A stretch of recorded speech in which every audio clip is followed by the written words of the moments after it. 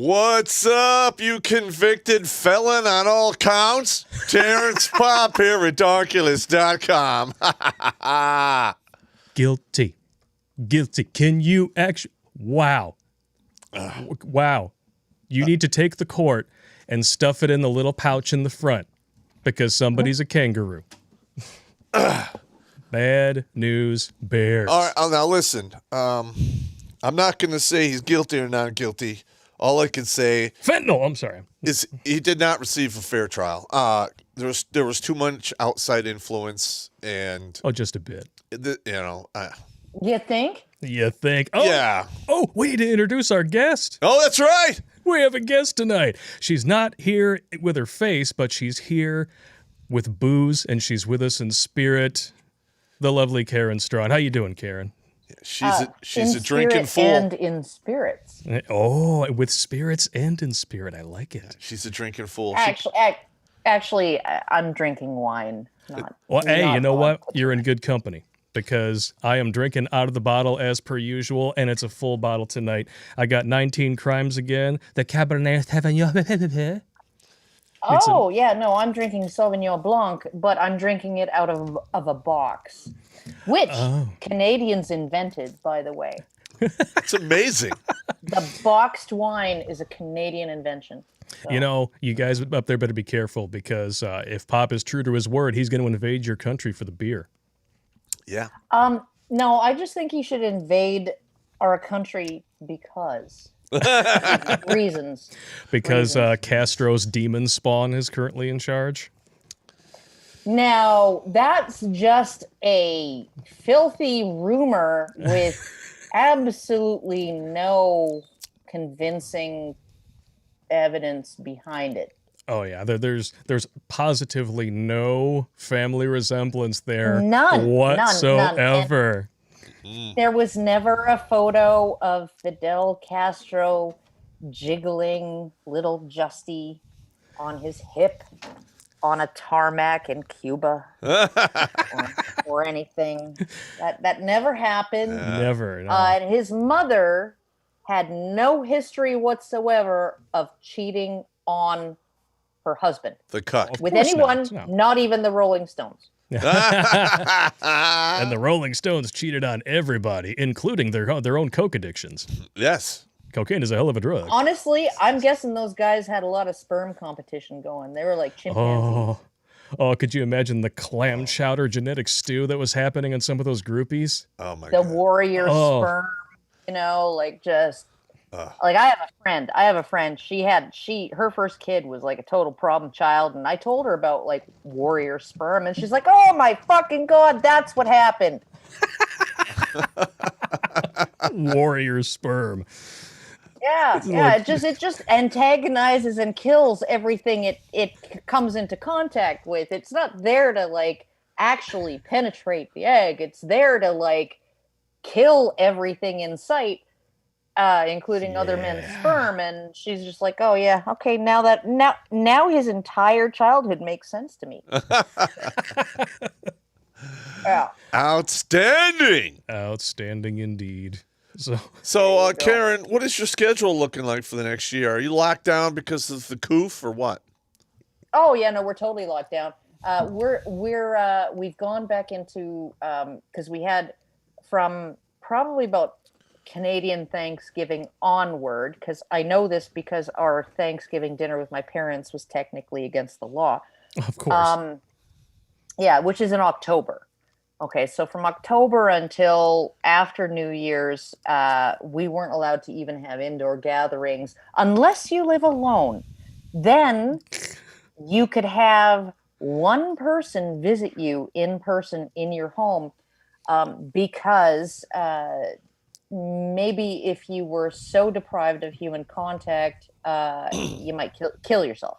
Right? Yeah, not like that's been happening or anything. Yeah. They were kind of like, okay, so we can't really make it so that, people who live all by themselves can't have anyone over.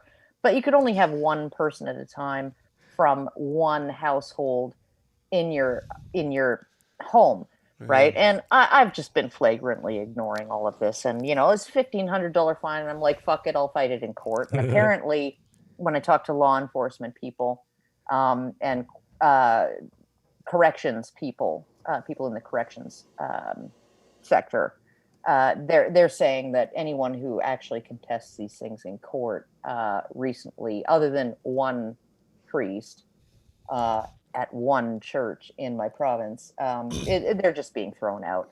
Good. So, but then they relaxed the restrictions in March, and now they're like, oh no, we're back to no indoor gatherings, wear a mask everywhere. We're going to talk more about shut that down later. the restaurants again, and It's so stupid, and man. it's ridiculous. Like, okay, like I've had the fucking thing. I was one of the early adopters. Okay, I was like, I adopted it. I I wanted to give it a nice place to live. I like the look of this new technology. This looks great. This new virus. Yeah, you totally can't tell that it was amalgamated from HIV. Yeah, well, okay. So my husband has a coworker who visited family in Wuhan for a couple of weeks over the holidays in 2019 and 2020.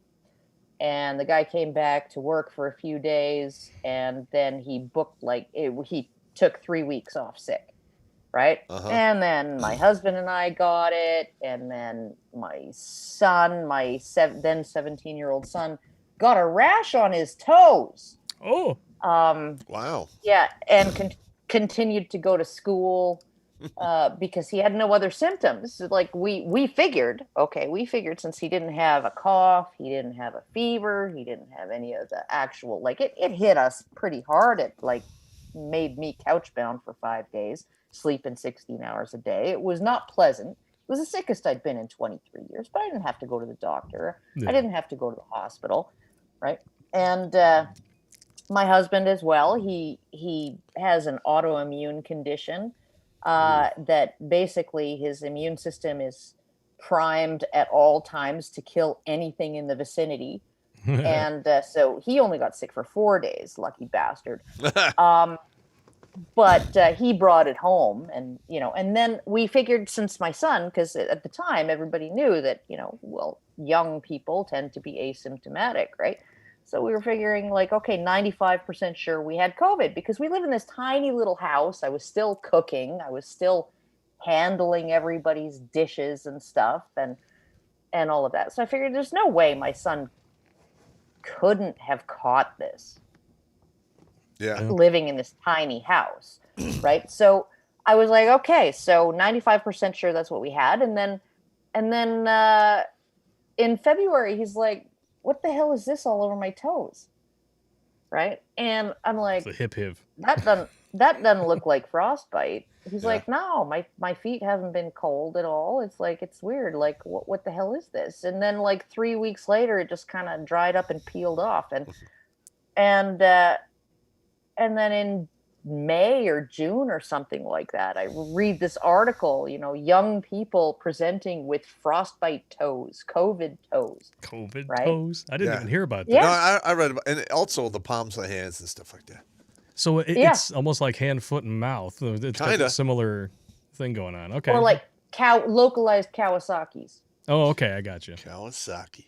Not to be confused with the engines of the motorcycles. Well, see, I had a physical done in the end of August of last year, and they took blood. I got called in September, and like, you have the antibody for the coof. The coof. Mm-hmm. I never had any symptoms, nothing.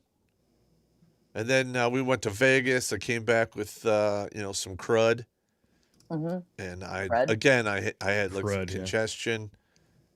That's it. Nothing else. Oh, I had it was, for me, self-diagnosing, I guess. We were retroactively diagnosed by our doctor, basically, based on Sam's COVID toes. But it was mostly the symptoms that we didn't get. Like I can go through a half a box of Kleenex in a day when I'm not sick. Yeah. Right. Sounds like and Popp. Yeah. I didn't have to blow my nose at all.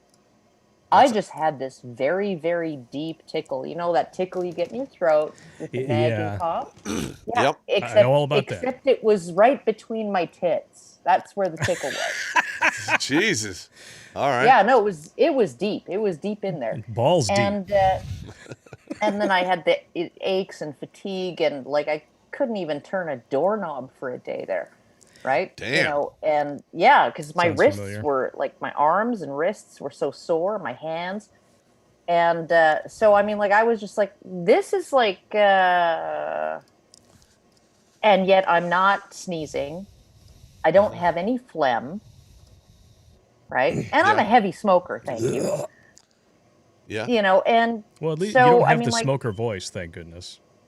You know, well, not yet. You could be tuning in sounding like Marge Simpson's sisters, which would be Give me horrendous. another 10 years and I'll sound like what's her name who played Chandler's sex change dad on Friends. Oh, Kathleen Turner. Yeah. Kathleen Turner, yeah. I'll That sound shit like was her. hilarious. I'm just gonna say, like, I love it when the first time that like you see his parents together and Morgan Fairchild plays his mom. And then he's like, aren't you a little old to be wearing a dress like that? Don't you have a little too much penis to be wearing a dress like that? Yeah. That's pretty good. But I got to ask you, Karen, just because of the whole, basically the EIU, as we call it, the unspecified illness of unknown origin, it's basically become almost a culture over the last year and some change now. What is it like being named Karen during all this? I mean, how much shit do you really get since all this began? I love it. You know, like I get idiots saying "Shut up, Karen" or "Okay, Karen." Okay, Karen. Yeah, and it doesn't help that then, you have the haircut. I'm just gonna say. Well, somebody actually just the other day on some YouTube video asked me if I'd considered changing my name, and I was like, "Well, but then I'd have to speak to the manager, and that's just not my style." I like it. Nice. Oh man, I actually went to a Meijer one time, and the person there referred to the self-checkout voice as the Karen in a box. She used a different word. Oh no, that close. bitch pisses me right off. Yeah, I call him Bibs, bitch in a box. Bibs.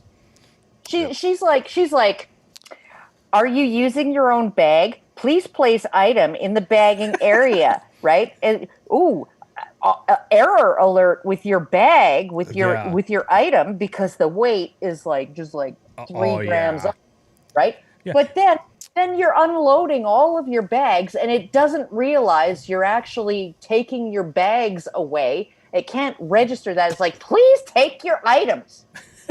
Nice. I'm not fucking doing it, bitch. Or my personal favorite is when I'm trying to buy like my wine here, I get up there and I have, heaven forbid, I have 13 items instead of like 12, They come in, they check my ID, and then, all right, thank you very much. And then I go to click the checkout thing. Help is on the way. You have 13 items. Motherfucker! Damn it! What I hate, well, we don't have that. We don't have a limit on, at least where I am, at my local store, we don't have a limit on how many items you can put through a self-checkout. All right, yeah. But what I do want is I want people to have to pass a test and then get a card with a magnetic strip, right? Before they're allowed to use the self-checkout. Oh, yeah. Oh, because they stand there looking like a monkey trying to solve trig half the time. That's me. That's me. What the hell's going on? Yeah, it fucks up, and I'm just like, I raise my hand. I'm like, yo! All right, I'm fucked up here. here. What the fuck here? Stop your Please come here and unfuck me, please. Help us, please. Yeah. You'd be surprised. They come over real quick when you start yelling off. What are you telling me?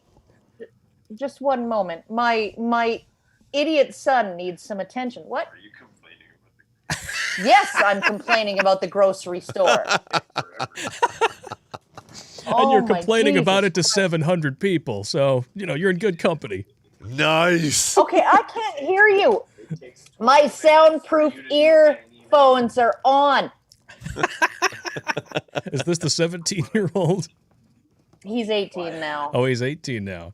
Okay. Yeah, he's 6'3", and he thinks he's like hot shit. Or Oh, so at something. least you have somebody in the house that you can look up to. That's Okay, can you just go? This is why it sucks to film at home. Oh, Jesus Christ. I guess. Okay, okay, go. 6'3". Should I mute you, Karen, so you can go handle this? No. Okay. No. 6'3". Just whatever you do, don't bring the dog upstairs, okay? You know what? We'll just we'll move on here real quick because Or you know, we're gonna have Sorry. the other dog, the little rapey bastard, Oh no. causing no. all kinds of problems. Oh yeah, she told me Rapey all about this bastard. earlier. Yeah, she's got a dog that's all into the snuggle struggle. Yeah. Apparently, it's bad news Yeah, bears. he likes to hug while twerking. Oh, nice. I like that. Hug while twerking. I like Write that. down. Oh, yeah, Write that down. That is some good man. stuff right there. Hug while twerking. And you know what? It's been about 16 minutes, and I still haven't done this. So there you go. Ah, you bastard. Yes, that's exactly what I am. But you know what? We were going to talk about the trial first thing, but we're on the subject, so we're just going to go with it here. If you haven't heard about this, you probably still like, watching the news on television.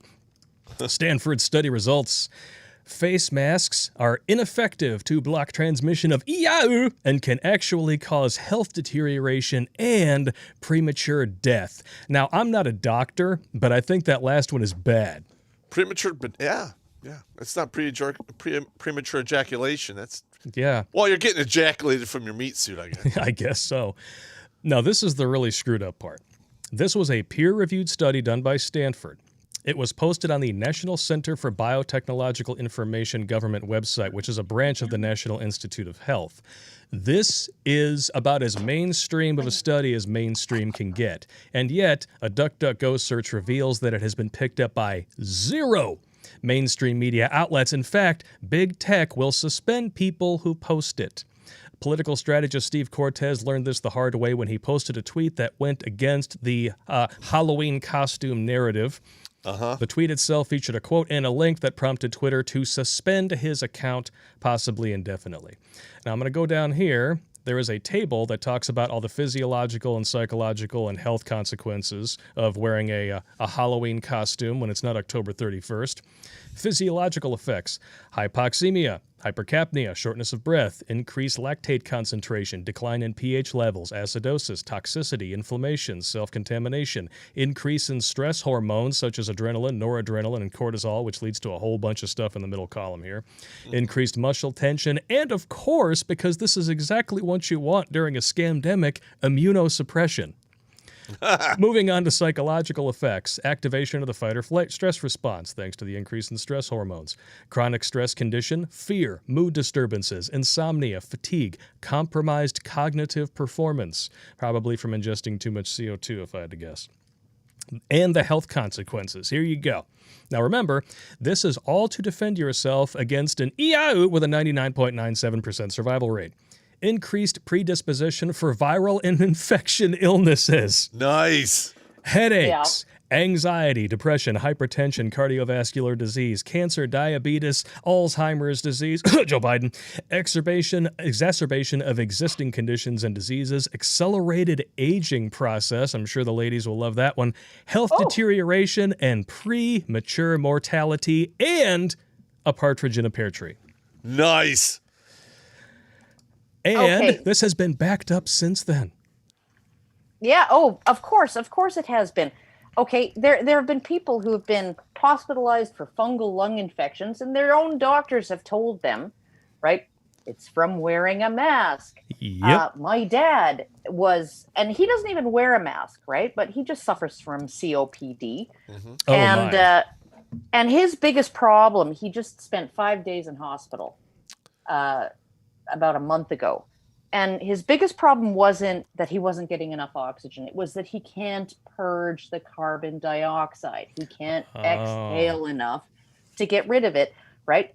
So all of the people in his condo building, right? My mother is the president of the condo board, and she's like, that's it, I'm going to quit. One more freaking bitch about a mask. I'm going to quit as president. That's it. That's it. Okay, And, Karen.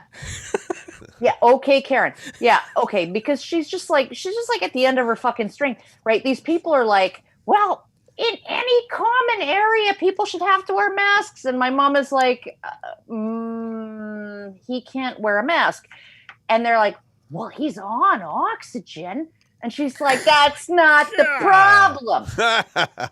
Jesus Christ. And they're like, this frail 87-year-old man with COPD who can't even, he's so senile, he can't even remember to breathe in hard through his nostrils to trigger his portable oxygen tank to give him a blast, right?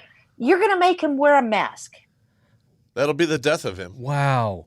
Jesus Christ, right? And you're gonna act like his medical exemption puts you at risk. Yeah. Give me a fucking break.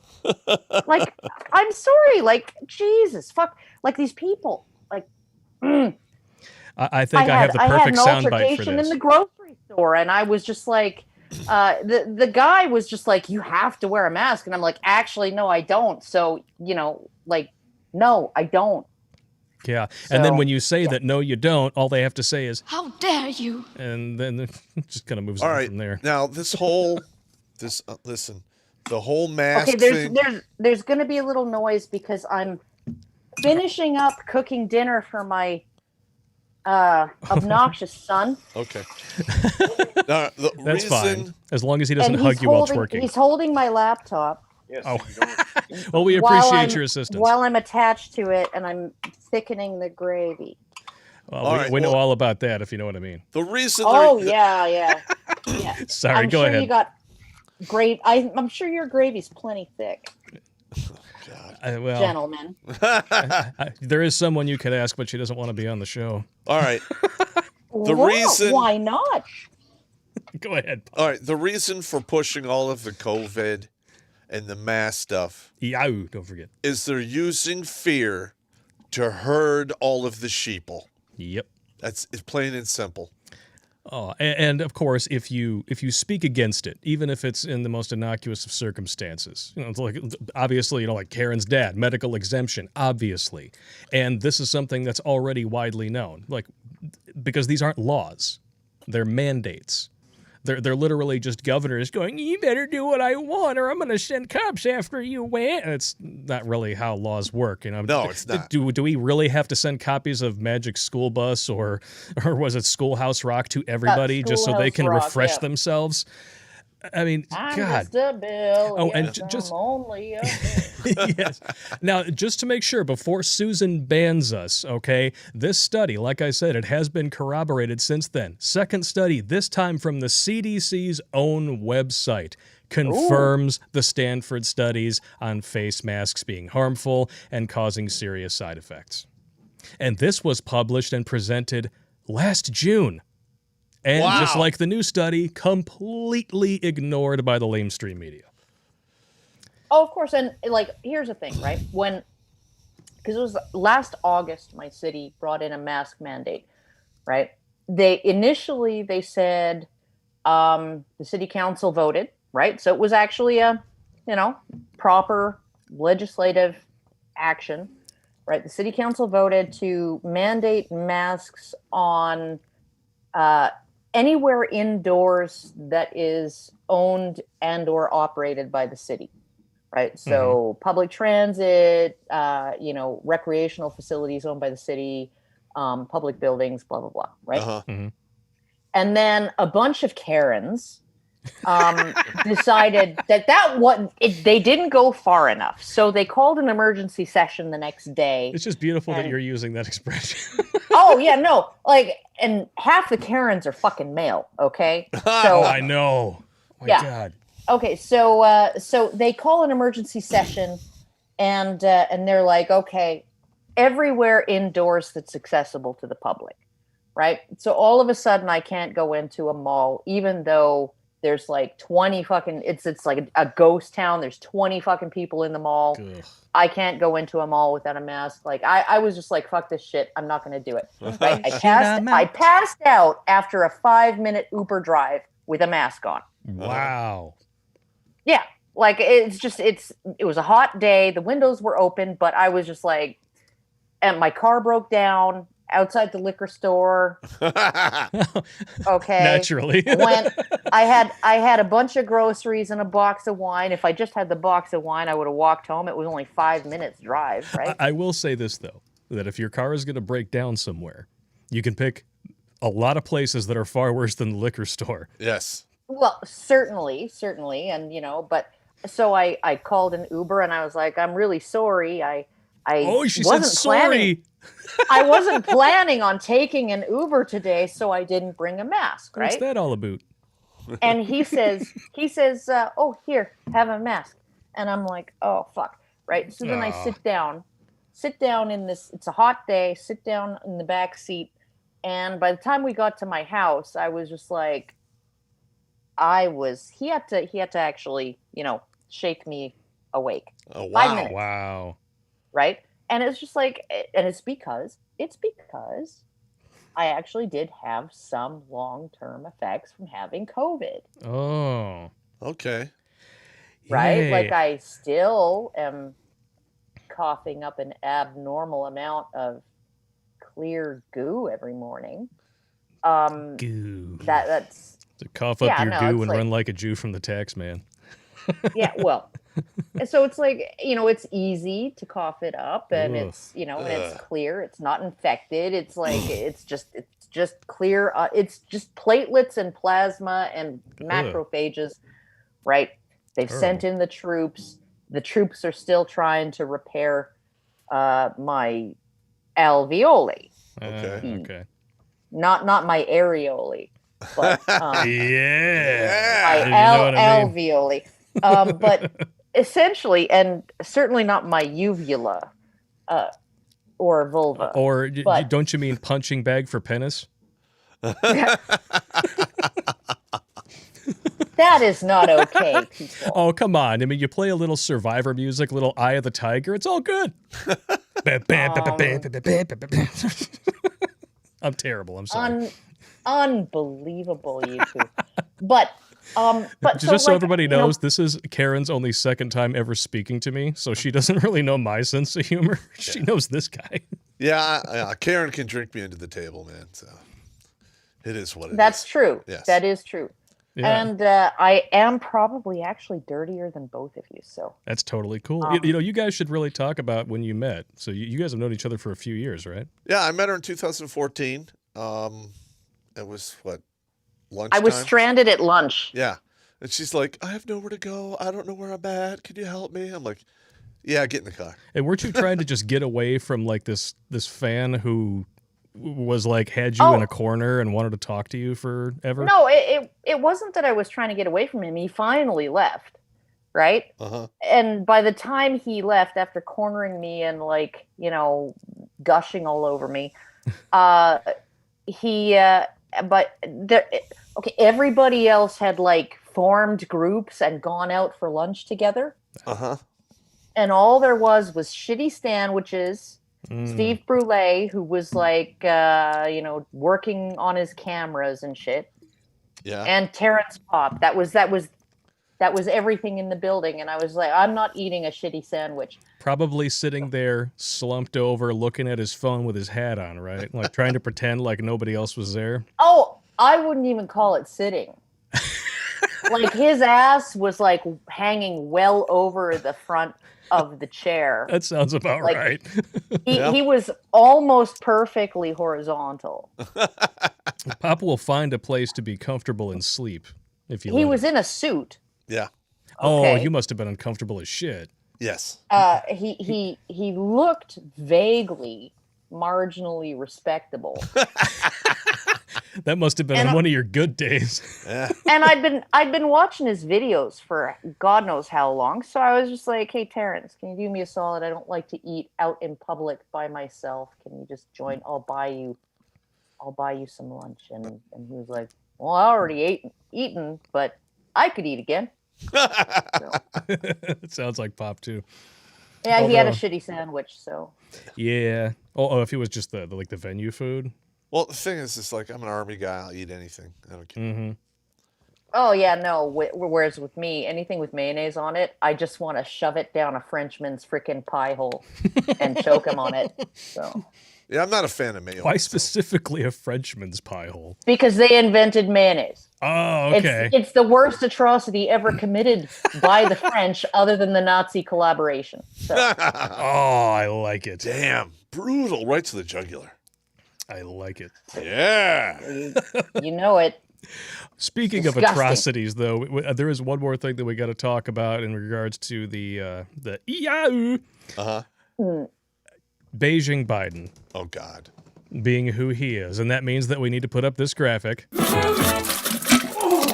Come on, man. Give me a little break here.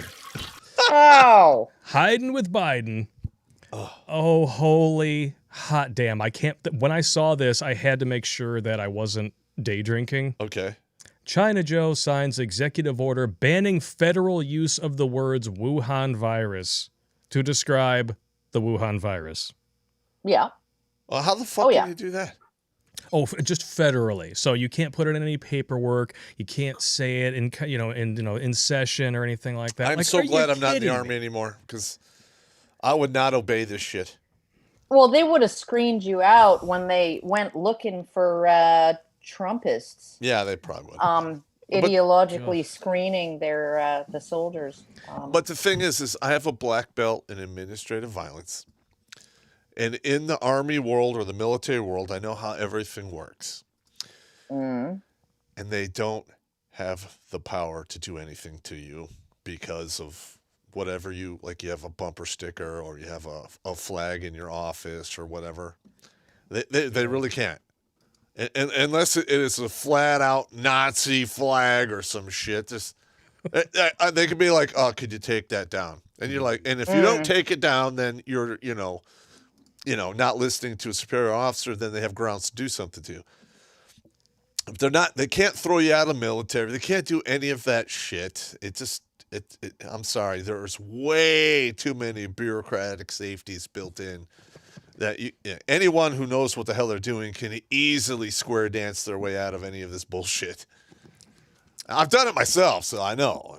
I'm just wondering when they're going to decide that all the other diseases named after where they came from or what animals they derived from, when are those going to be xenophobic or ableist or any of the other ists that are out there? Because that's coming. It's istophobe. Well, okay, so everybody hates the Spaniards, right? Yeah. So Spanish flu is fine. Okay, and French plague, syphilis, also fine, because everybody hates the plague. French. I've never heard it called that before. I never heard that. You've never heard it called the French plague? Well, I mean, are we still talking about mayonnaise? That was what they called it in the 1800s. Wow, no, I didn't know that. Yeah, History it was a lesson. French plague. It was stick your dick in a French woman and it's gonna hurt when you pee. Well, I mean, that is the equivalent of going for crazy slot C, because, they don't shave anything, and they think garlic is a cologne. Yeah. And after a while, if you have syphilis, you go crazy because it eats your brain. That's true. That's true. The French plague. Yep. Yeah. It was the French disease, because the French were notorious for being promiscuous and giving everybody the clap, so... Well, there's a difference between the clap and syphilis. Well, yeah. We all know what the clap is. I don't think that they differentiated back then. Yeah, you're probably right. The various Because things that make you hurt when you pee. Yeah. And the early symptoms are off, virtually identical. Yeah, you are correct. Gonorrhea. No. Yeah. Chlamydia. What a lovely name for our daughter. I know, right? Is it just me, or does gonorrhea sound really pretty? Oh my God. Well, actually, chlamydia is gonorrhea light if you're going to put it on a beer scale. If I didn't have chlamydia 3 times, I would totally name my daughter that. Shot. Oh, God. Is it just me, or if we didn't know what it was, would diarrhea be a really pretty name? It would. Shut. Come on. It's kind of like one of those school projects that you do where you arrange some little figurines in a shoebox. Oh my God. I could just imagine roll call in elementary school. Balake, A Ron, D nice, diarrhea. Present. Oh God. Oh God. Have you guys ever heard, it's legendary, right? Some Some 9-year-old girl managed to get a judge to emancipate her from her parents. What? 9 years old? Yeah, this is years and years ago, right? For the sole purpose of changing her name, because her parents wouldn't let her change her name. Oh, what was? They wouldn't let her change her name from the name they gave her, which was, this is her first name. Oh, no. Tallulah does the hula from Hawaii. What? Yeah. That's child abuse. Yeah. Holy shit. Man, I thought I had it bad growing up with the name Popp. Goes the weasel. Hey, I thought I had it bad with the middle name Ingrid. Okay. Yeah, I'd have to mess with you. Everybody who found out my middle name was Ingrid, Oh, no. like this is in like Canada, right? In Alberta, like redneck country Canada. Yeah, I got my ass kicked at lunch hour, right? Did you have to go to Ingrid management courses? No. I got a million puns, baby. You just bring them all to me. I'll just give them back to you. It's fantastic. It's good stuff. Oh God, I do like a podcast with another person who really loves to pun, and it really makes me feel like I want to kill something. I'll put some mayonnaise on it, and then it'll be truly your worst nightmare. Mayonnaise. I hate mayonnaise. Never liked it. Never will. No mayonnaise for you. I can't stand it. It's so vile. Oh, it's awful. It tastes like eggs, only bad. I have never ever liked it. I have gone hungry at school. Not at Ranger school. On a field trip. They have like those pre-made sandwiches. They had mayo on them. I'm like, fuck it. I'm not eating that. Damn it. Give me a brownie. I'm out. Oh, Ascension. Did you just get censored? Bar, yeah. Uh-huh. I think one of our users just got censored by Google's algorithm, damn it. Why? What happened? Well, I see Ascension pop in here with a super chat. He's got a big joke in here, and then all of a sudden it says, message retracted. Oh!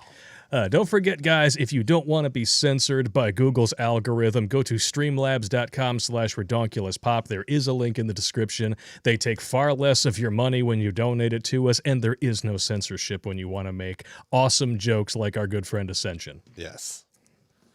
Just saying. Yeah, our channel does get a lot of negative attention from Susan and her followers. A little bit. And we got 953 people watching, but only 373 likes. What is wrong with you, gentlemen? You need to hit. I mean, it's literally all you got to do. You're already holding it like this. All you got to do is, boop. There you go. Piece of cake. Piece of cake.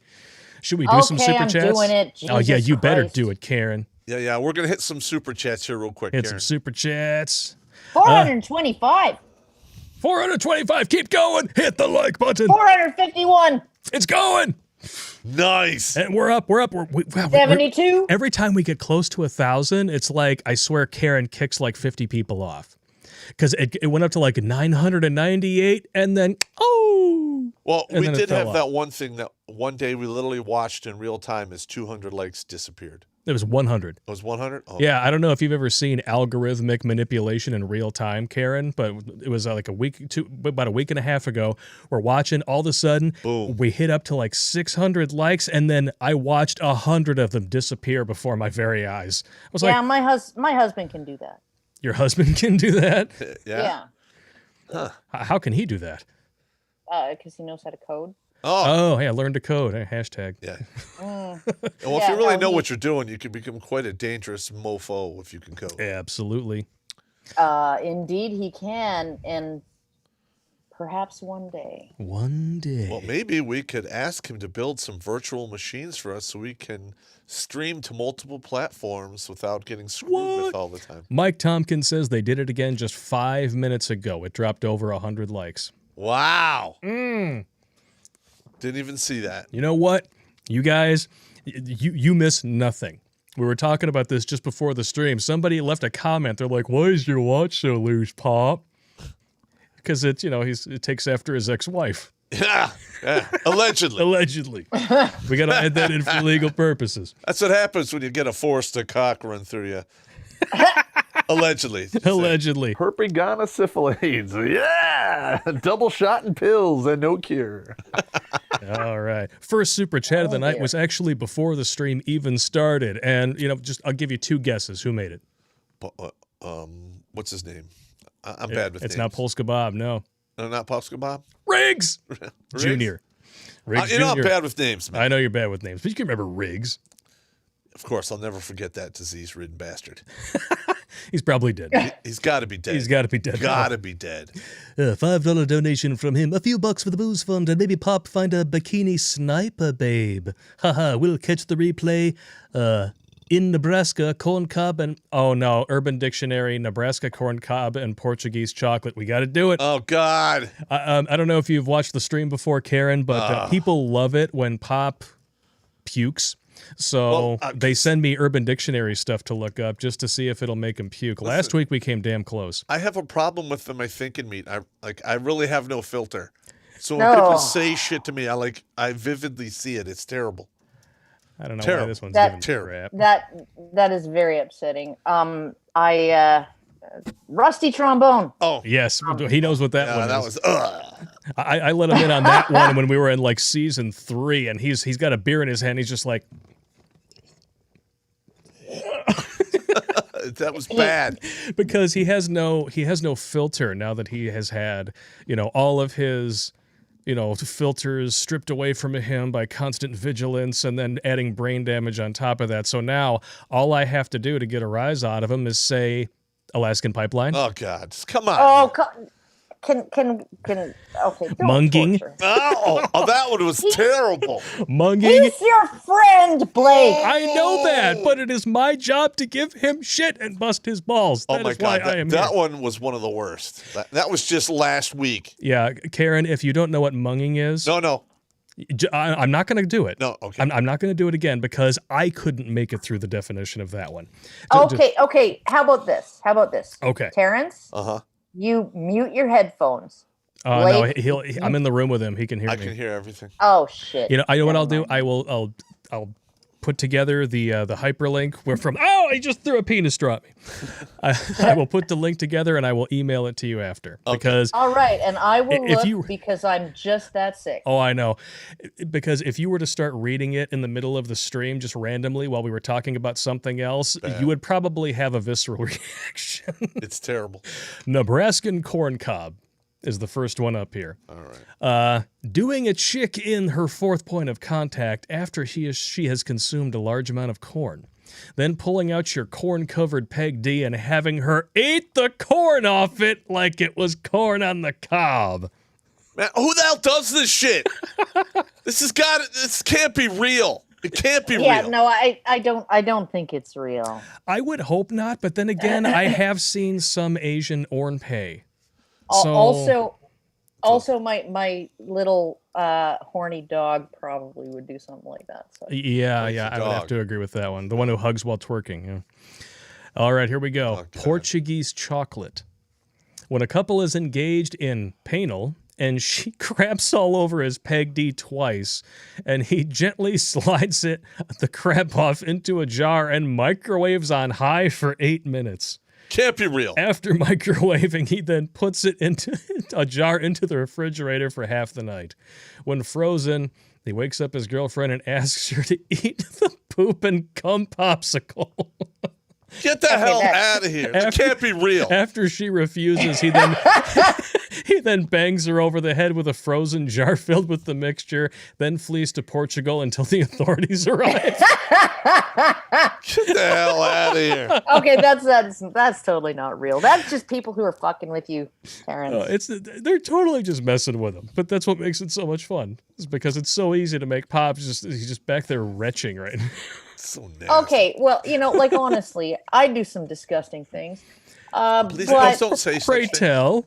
Oh, no. Yes. No. Yes. What's the most disgusting thing you've ever done, Karen? Let's see if we can get Popp to choke on his tongue for a second. I don't want to hear it. Does it have to do with your areoles? It's not necessarily that it was intended to be disgusting. It just kind of happened that way. Yeah, it's just barbecue sauce all over the bed. It was. Oh, so you were the spare ribs. yeah. You know what used to really freak me out? It's my ex-wife. Allegedly, used to squirt her boo milk at me from across the room. I couldn't stand that. I couldn't and then she would. Who would do that? Breast milk is sacred. Well, and she had a breast pump. That's for your children. I know. And she would put it in the fridge. She'd breast pump it, put it in a bottle, put it in the fridge. I couldn't eat food that was stored in the refrigerator because it was stored with breast. I couldn't do it. I could not do it. It was in proximity to the breast milk. It's like I came back from Iraq and like I opened the fridge and there's like 8 jars of breast milk and I'm like, and I had my French silk pie at the bottom. I'm like, oh, that's the end of that pie. I just don't know why. I couldn't do it. What's wrong with it? I mean, it tastes like cantaloupe juice, and it literally comes out of I don't want to know two what it of your tastes like. favorite things. I don't care. I couldn't do it. I couldn't do it. All right, I'm going to remind you of something right now. It's literally not supposed to be a sexual. No. Oh, I know thing. that, but I'm going to remind Pop of something right now that he would like to forget. You used to suck that out of your mama's titty. Damn you. You're right. And I can't do it, man. And you liked it. I can't do it. I can't do it. Yeah, and my ex-wife used to cackle like a witch. Like, and it would go like 8 fucking feet. And like I'm like, running out of the room. She was giving you a clue, bro. You should have been paying attention. You're right. You're right. You were too repulsed by the breast milk to know that she was telling you that she's a witch and that sooner or later she's going to cast a spell on your life. she's going to turn you into a fucking voodoo doll. She changed my life forever, man. And you're the one who's going to be getting all the pricks in your back. But listen, if she had not done what she did, there'd be 355 people dead right now. That's very true. So you know what? Say Levy, I guess. Yeah, Karen, that's the count of people who went on the record with the show that I kept them from putting the gut in their mouth. Oh yeah, I get that. I get that a lot too. And it's actually really, really nice to hear. Yeah, but here's the weird part. Like, if I was at war and I was a sniper and I put the crosshairs and dropped 355 people, I would be a national rock star in the media. Everyone would know my name. But you save 355 people and you're not even a blip on. You're not even a speed bump in front of an apartment building. Well, it depends on how you kill those people. Like you put the crosshairs on. You kill one person, that's murder. You go to prison. You kill 10 people. You go to a hospital. They look at a small window at you forever, and then over that, the people just can't deal with it. You know, somebody's killed 100,000 people. We're almost going, well done, well done. You killed 100,000 people. You must wake up very early in the morning. Yeah. Well, all I know is that yes. There are a lot of men out there who have reached out to me and said, even in Chicago in 2019, I had someone come up to me and say, I want to buy you a drink because you literally saved my life. So it's like. But with you, it's not just one drink. You got to buy her a box. Yeah. Yes. No. The box is for at home. When I was emceeing and running a conference, I could not drink wine out of the box. Oh, okay. So the box is. Oh, and being followed around by fucking Bloomberg. That was fun. Oh, no.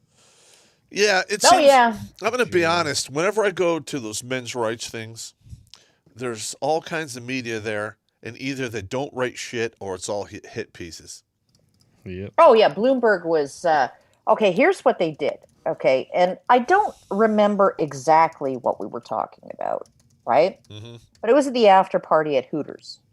Nice. You remember the after party at Hooters, Terrence, yes. right? And this is when you drank everybody under the table, right? Oh, I was like super drunk, right? What's your drink of choice while you're out? Usually just wine. Oh, just wine still? Okay, I didn't know if you would switch to like whiskey sours or something. No, she'll drink the hard stuff. She will. I will, but it's not her first choice. Generally go for wine. But anyway, so I'm sitting across the table from this Bloomberg chick, And she's been following me around all 3 fucking days with her camera guy, just fucking pestering me nonstop, right? And Allison, who is the organizer of the conference, couldn't be there, so all of her duties, or half of her duties, fell to me, in addition to emceeing the whole fucking thing. It was just like, it was a major shit show. I'm surprised that it went off so well, and everybody was like, "Oh my god, this is the best conference we've ever had." It did go well. Right? It did, but only because I was so drunk, I didn't panic the whole time. But anyway, so I'm drunk, and it's late, and it's all over, and she's sitting across from me, and she's like, "Well, what about women who get raped?" And I'm like, "I've been sexually assaulted. Allison's been sexually assaulted. Hannah's been sexually assaulted, right?" Okay, and like, so have a lot of men. And, frankly, a lot of women don't really have, they don't have that kind of, "Oh, my life is over and I just want to die and I might as well kill myself" kind of reaction to being sexually assaulted, right? Most people don't. And then we got to talking about other things, why'd you get into this, and a bunch of other stuff, and I can guarantee you what I was talking about was either my husband and the fact that he basically raised another man's child for more than 5 years, and then his girlfriend was just like, "Yeah, I'm gonna need you to move out." And then she was just like, he continued to see his daughter for like 6 months, and then he was presenting at a biomedical conference one weekend. He was scheduled to go to a biomedical conference and present a paper, and she phoned him and she said, "I'd like you to take her for the weekend because I want to go skiing with my new boyfriend." And he was like, "I can't." And then she's like, "Well, maybe you guys just need to spend a few months not seeing each other." And then he was like, "I kind of get what you're doing." And then she said, "I don't need," and I'm looking at these emails, right? Wow. She said, she said, "I don't need a babysitter anymore. And I've got it covered, and so goodbye." And then he went to 2 lawyers for free consultations, and they were like, "Okay, you have no rights because it's not your daughter. And if you take her to court for parental rights, she's just going to sue you for child support, and you're not going to get parental rights. But you are going to have to pay child support. So I'd advise against it." And so that was that, right? Okay, and he sat on a bridge and thought about jumping for about 4 hours until a homeless guy wandered by and talked him out of it, talked him down. All right. Right. And so it would have been that, or it would have been my stepson, who had troubles all of his life. Right from the start of elementary school, he was twice the size of most of the kids his age. He was like a foot taller than everybody in his class. The teacher's expectations were based on his size, not his actual age. In terms of his behavior, he had ADHD. He was the most well-intentioned child. He was always the first kid who, when he noticed someone was upset, he would be the first kid in the room to say, "Are you okay? Do you need help?" Right? But he was impulsive, right? And he had problems when he was bullied by other kids, right? So basically, he got expelled from, and I had a lot of contact with this kid. He was probably the kindest. He never had a bad word to say about anybody, right? And so he got expelled from 3 schools while he was in elementary school because he was too rambunctious. Damn. His teacher couldn't handle him. 3 schools. Damn. 3 schools in elementary school, and Just and then in elementary. he sort of, In elementary, yeah. Wow. Before grade 6, he was expelled 3 times, and she had to find a new school. Where did they get for these him. teachers from? Clown college? Oh my god. Well, the last teacher who was just like, he needs to go, was 64 years old, and was teaching a grade 2, 3, 4 split class. So, and total chaos, right? One of those classrooms is not like you're sitting in rows of desks. You're, like it's basically, creative learning, blah, blah, blah, right? And everybody just kind of partners up, and, and there's talking aloud in class and chewing gum. That's never going to work. No. That's fucking retarded, yeah.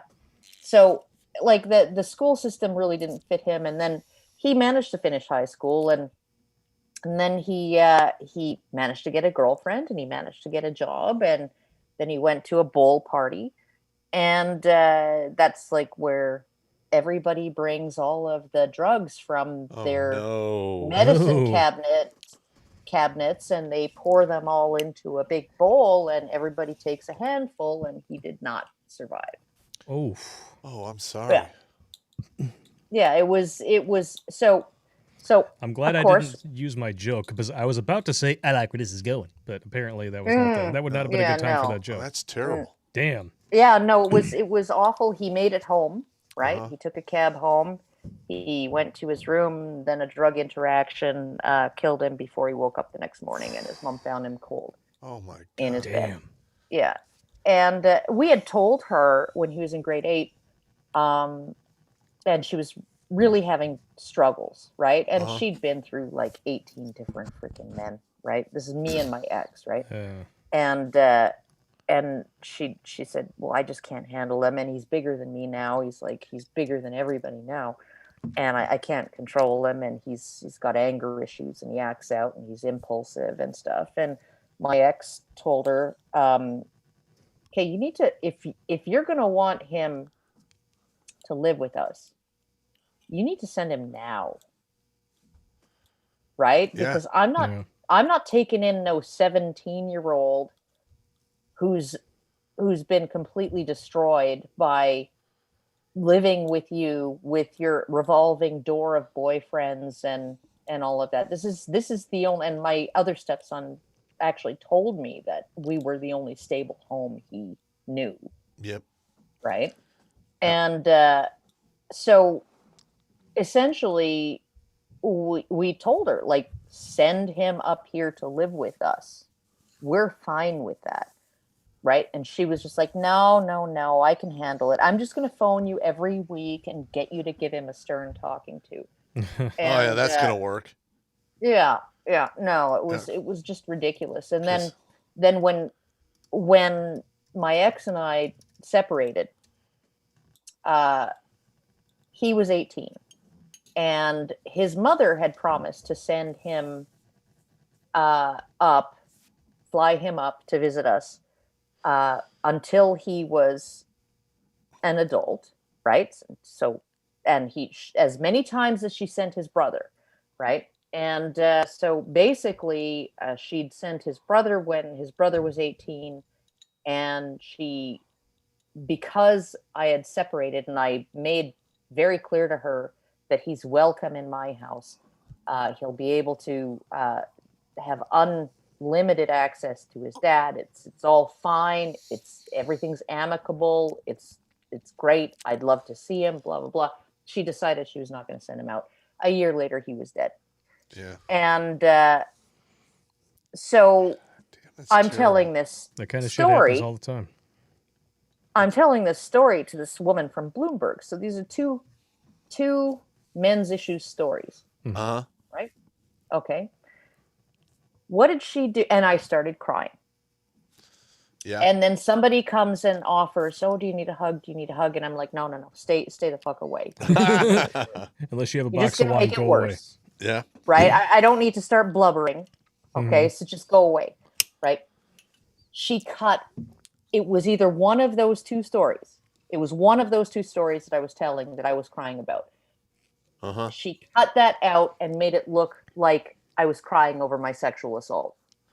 Of course. Wow. Of course. Yeah. All right. Now, I have to say something. When she's covering a men's issues conference. Yeah, feminism has actually ruined. Like back in the day, if you raped a woman, they hung your ass. Yep. Now they've diluted it down to the point where it's, he bumped into me on the elevator. Yeah, and they treat that the same. They try to like crucify you the same as if it's a beatdown rape. Oh my God. Short tangent that I'm going to go off here. Anybody out there in the chat ever seen the Netflix show Sex Education? First season, actually pretty good. Despite all the woke nonsense. Some of it was just like, whatever. It's still entertaining enough. I can live with it. Season 2 comes around. It's insufferable. And there's an episode where a chick bangs a dude who is too drunk to consent, and then the rest of the episode is played for laughs when she forces him to buy her a Plan B pill. Wow. Oh, nice. Yeah. But we have this other simultaneous story arc where all these chicks, some of whom you wouldn't want to be in an elevator with, let alone in bed with, are talking about their assault stories. Yeah, and they are the most ludicrously tame, complete, non-issue bullshit. Yep. So these are the people we're supposed to be sympathizing with. Meanwhile, by their own definition, a dude was raped. Ha ha ha, he's going to buy her a Plan B pill and a soda so she can take it. Fuck Netflix. Yeah. That's the moral of the story. Lucky fucking guy, she made him buy her a Plan B pill instead of making him pay 18 years of freaking baby mortgage. Yeah, there you go. Hey, I guess baby steps. I like that, baby mortgage. Now, you remember you were saying, like, you opened your house and to let them live with you, everything was cool. Mm-hmm. Now, I've personally, like, in my family, I've had all my nephews, their father was absent, and there was all kinds of problems. Yep. And 2 of them came to live in my house after my sister had filed for divorce. And I like literally, I don't know what planet or what they thought they could get away with, but I mean, there was a couple occasions where I'd like choke slam them on the ground. I'm like, what? Like, dude, this is my house. I'm the man of the house. Yeah. You don't challenge me here, or I will kick your ass. Oh, and you're going to do whatever the fuck I tell you to do because I'm the adult and you're the child. Dude law. Yeah. And you know what? After that, a couple times of that, shit changed, man. Both of them are happy, healthy, productive adults now, and there's no craziness. Allegedly. No. This is what my mother used to tell me, and my mom was a badass, right? Like, because she used to when she was a stay-at-home mom, right? She used to feed lunch to a bunch of the neighborhood kids every day when they'd come home from, walk from school at lunchtime. She would carpool all the neighborhood kids. She babysat after schools and stuff, right? She needed to earn money because you can't just stay home, right? And this is while she was like planting a garden and baking bread every day and looking after the house, including plastering the walls and painting and God damn. She was a busy woman. She was like my grandmother. She literally, when my parents were, when I was about 2, and I know I was 2 because my footprint was in the driveway and it said Karen 2. They did a driveway. They put in a driveway. And the truck pulls up and it's my dad standing there. He forgot his rubber boots. And my mom's standing there in her rubber boots and a bikini. And the guy says, "Where's your crew?" And my dad says, "She's it." Nice. Chick in a bikini. Yeah. But the thing is, and this was a good sized driveway too, right? Yeah. But basically, okay, so my mom, she would drive these kids around, and I remember she took us to this swimming pool once. And me and my sisters and a bunch of the neighbor kids, right? And in the middle of summer holidays. And she lined them up, right? She lined us all up, and she said, okay, the pool is like way far away, right? And I'm going to have to drive in traffic, and I'm going to need to concentrate. And we had one of those Ford station wagons, the ones with the seats in the back that fold out. The one that fits everybody? Yeah, 9 people. Yeah. You can stack them in there like cordwood. I remember. Yeah. My grandfather had one. Yeah. I love those. And so like there were like 8 kids in the car with her, right? And she says, okay, so if there is anybody making any problems while I'm driving, I'm going to pull over and I'm going to spank every single one of you. Yeah. And the reason is because I know it's not the noisy one who's causing the problems. There's a quiet instigator. Totally correct. Okay. I was that guy. And if your parents, if I have to do that and your parents don't like it, they can find someone else to drive their brats around. Damn. Right? And yeah, so she never had a problem. Brits.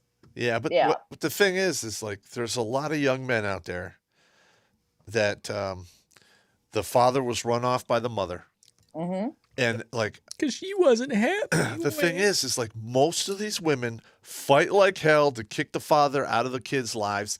And then 5 years later, they regret the shit out of it because now the kids, their size are bigger and it's not listening to them. Yeah. Yeah.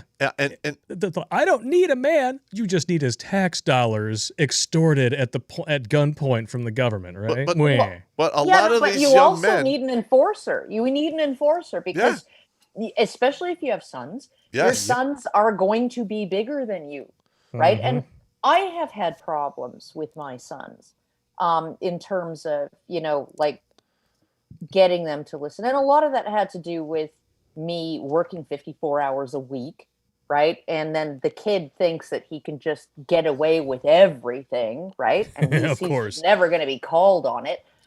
He's like a foot taller than you. Then you have to lay down the smackdown. You have to like stomp on them hard. Yeah. Right? Judo chop. I'm telling you, it's like I put the choke slam on those young men and their attitude 180'd, and that was it. I only had to do it like once or twice.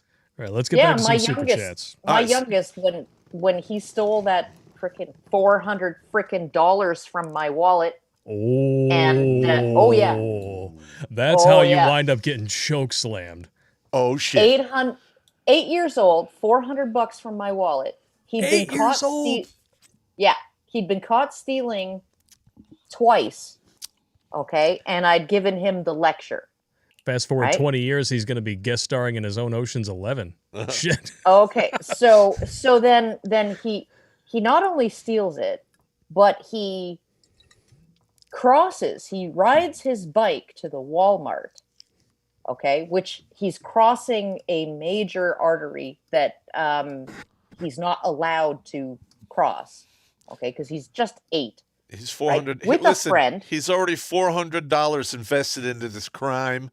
Traffic. That's right. Traffic is the last thing on his mind. Yeah, I'm just gonna say. Not a consideration. Yeah. And so this is before I even get out of bed, because I've worked until 11 o'clock the night before. I have to work at 11 o'clock the next morning, right? And he is up at like 8 o'clock that morning, and he's off to Walmart with his asshole friend who talked him into doing it, right? Oh.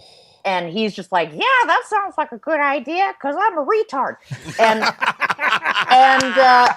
And then they spend all the fucking money on toys and candy, right? Then they take it back to his friend's house, right? So I wake up.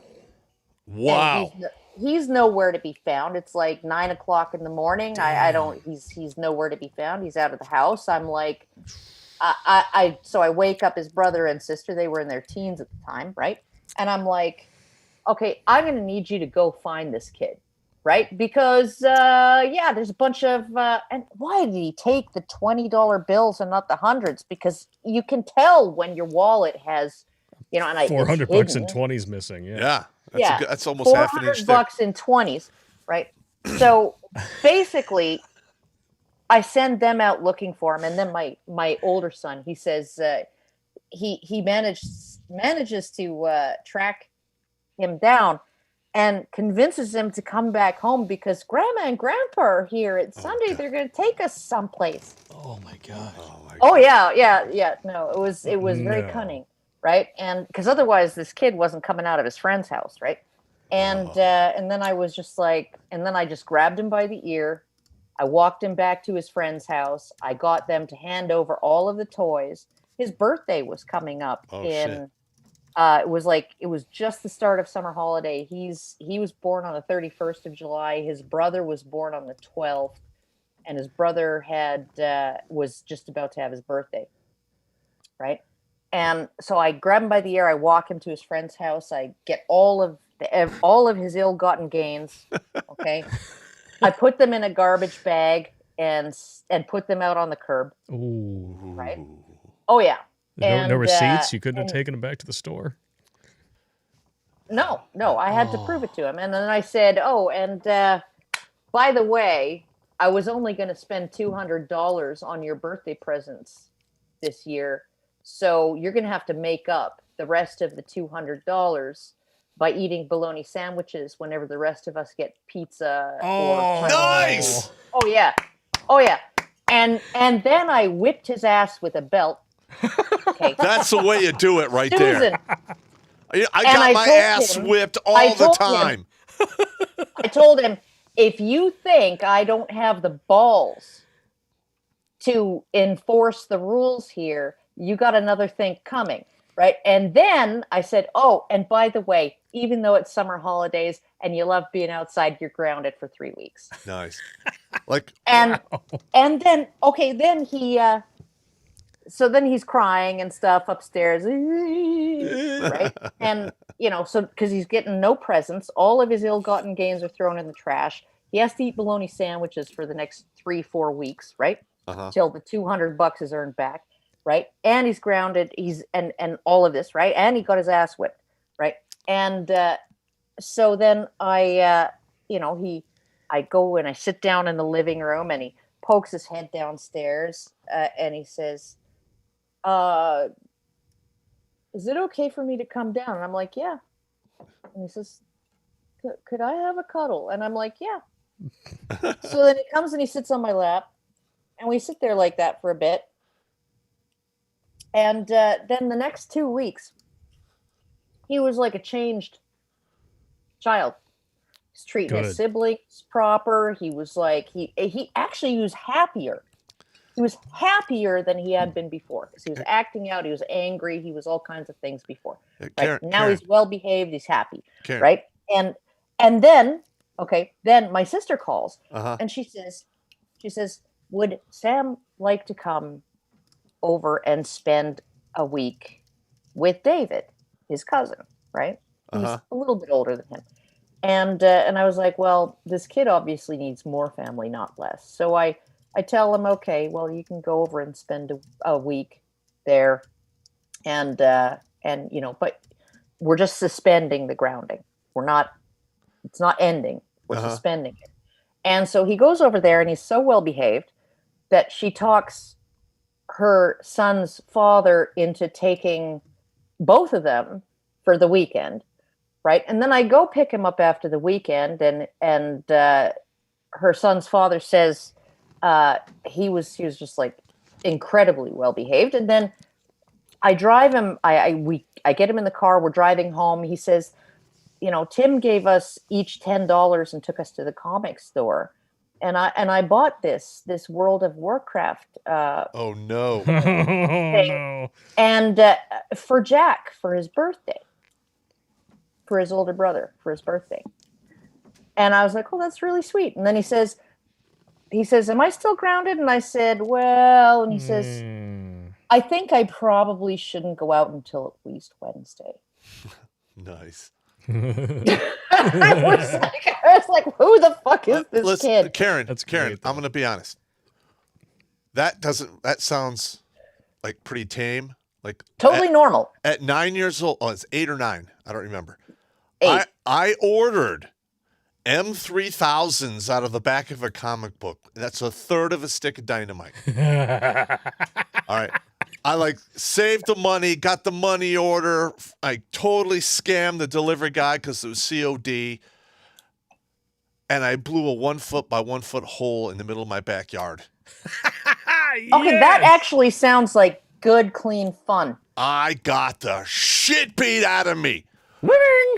And I'm now, when I was kind of mad about it when I was a kid and younger. But once I went in the Army and I realized how much of a raging asshole I was, I am thankful for every ass whipping that I took because I deserved them all. You're damn right. All right, let's move on to some super chats. We got to get to a lot of chats here, so let's check them out here. Polska Bob, of course, $25 donation. Gentlemen, here's some beer money. Blake, don't mention to Karen that Papa's gonna invade Canada for beer. Oh, too late. No, he should invade Canada just to take over. Because Yeah, because Labatt's taste like shit. That's why. Dinosaur. Oh, 13. you know what? There's a brand of beer here called Boxer in Alberta. Boxer. And it's actually really, really good. All right, I'll take your word for it. It used to qualify as a microbrewery, so it was super cheap for a while. It was like $8 a 6-pack. Maybe one day it'll make its way down here like Tim Hortons, and then it'll just take over every fucking street corner like Starbucks. Yeah. All right, let's finish these super chats here. Dinosaur 13 with a $5 donation, pointing out that Trudeau did blackface to an America-hating Canadian whose family moved here for taxes. Makes them want to stab you. Yeah. He didn't just do blackface. He did black dick. Mm-hmm. He stuffed a pair of socks down his pants to make it convincing. Pop's going to take a Go piss, look of at the course. pictures. You're supposed to wait until break time. All right. Well, while Pop is taking a piss, what we're going to do is we're actually going to plug our sponsor for this program. Well, it's not technically a sponsor, but it's the Conference of Masculine Excellence. We already have one super chat that says he's going to be there in June. Fantabulous event, guys. Check it out.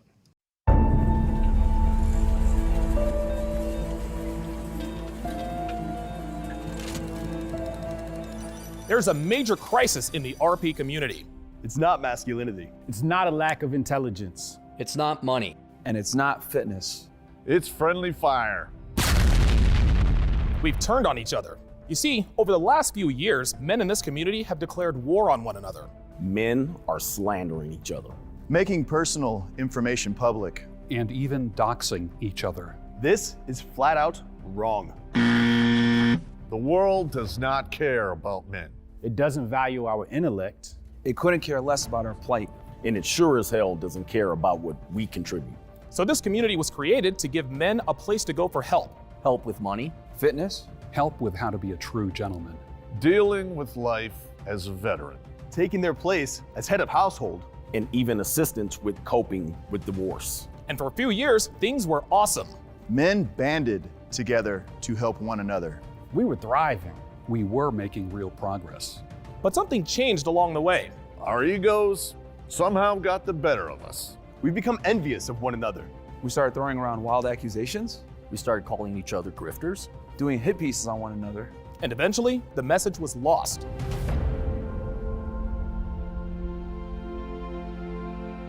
Gentlemen, we are no longer a unified community. Every other week, there's a petty disagreement. This creator falling out with that creator. And he copied me. Oh, he disrespected me. I said that first. He started charges for his products. He's a fraud. He should do a response video.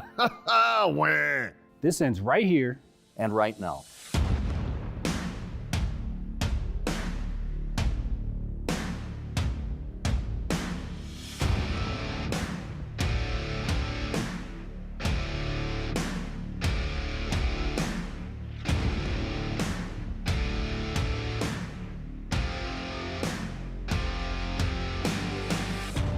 Welcome to the Conference of Masculine Excellence.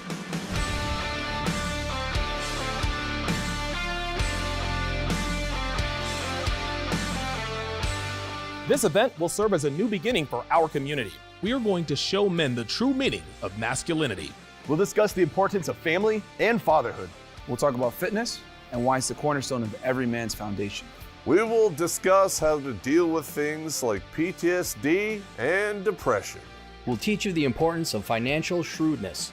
We'll talk about how to avoid the wrong type of women, How to select the right woman. How to strengthen your mind. And much, much more. Yeah, we will talk about sex and relationships. That's a given. but we're focusing on becoming a complete man. A man that is strong physically, mentally, and spiritually. Yes, most of us found this community because of women. And hey, man, it was a few women for me. What are y'all talking about, man? I'm undefeated.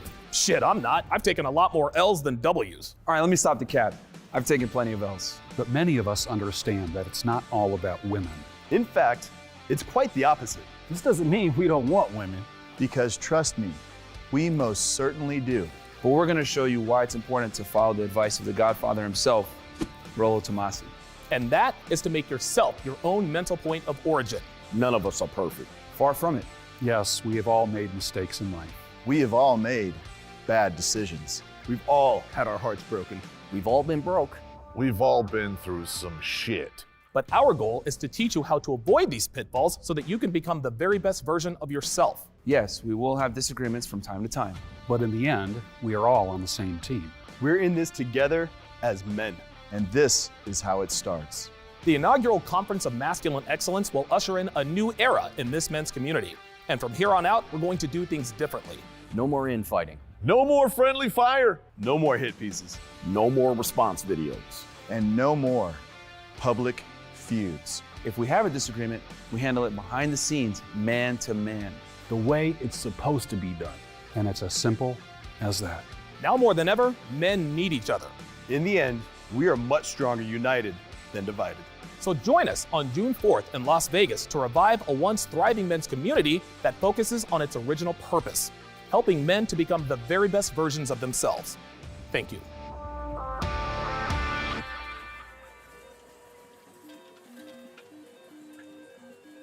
Back. What's up?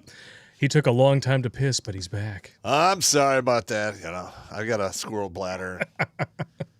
Yeah. Oh, well, then why did it take so long? I know.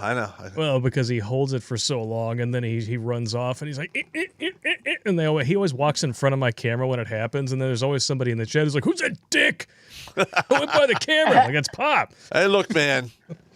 I've had a bad bout with prostate issues, so when I gotta pee, I gotta pee. Oh, you take saw palmetto extract? Of course, yeah, I take all that stuff, man. Oh, dude, okay, good. He could make a bowl of cereal. I promised my dad if he started taking it, he would be able to pee on the ceiling. Nice. All right, let's get back to the super Then he chats. actually decided that he was willing to take it. So nice. Back to super chats here. I'm not even gonna. 5 Zoot JKR as low as what I call my art. Okay. Patent pending. Redunkbo here from the parallel universe where the women pay you no matter what. In a couple months, I'd like to send you the piece I drew of you. Keep up the good truth. Okay. Well, the address for the P.O. Box in the description. Check it out. Tracy Wilborn on Streamlabs with a $5 donation. I see Popp is caressing his penis-shaped girlfriend again tonight. And I see that Blake's penis-shaped boyfriend from the Crytanic appears to be rather large and of a darker persuasion. We could take a burn with the best of them, bro. And we are drinking the peach whiskey. Yes. Jimmy Bones was rather upset that even though we've been using the skull-shaped glasses, that we haven't actually taken a shot of the peach whiskey. So, Popp just took a shot there, but you got to do one on camera so we can actually see. Sorry. Okay. Is it good? Is it delicious? Mm-hmm. All right, here we go. It's on the sweet side for me, but it's all right.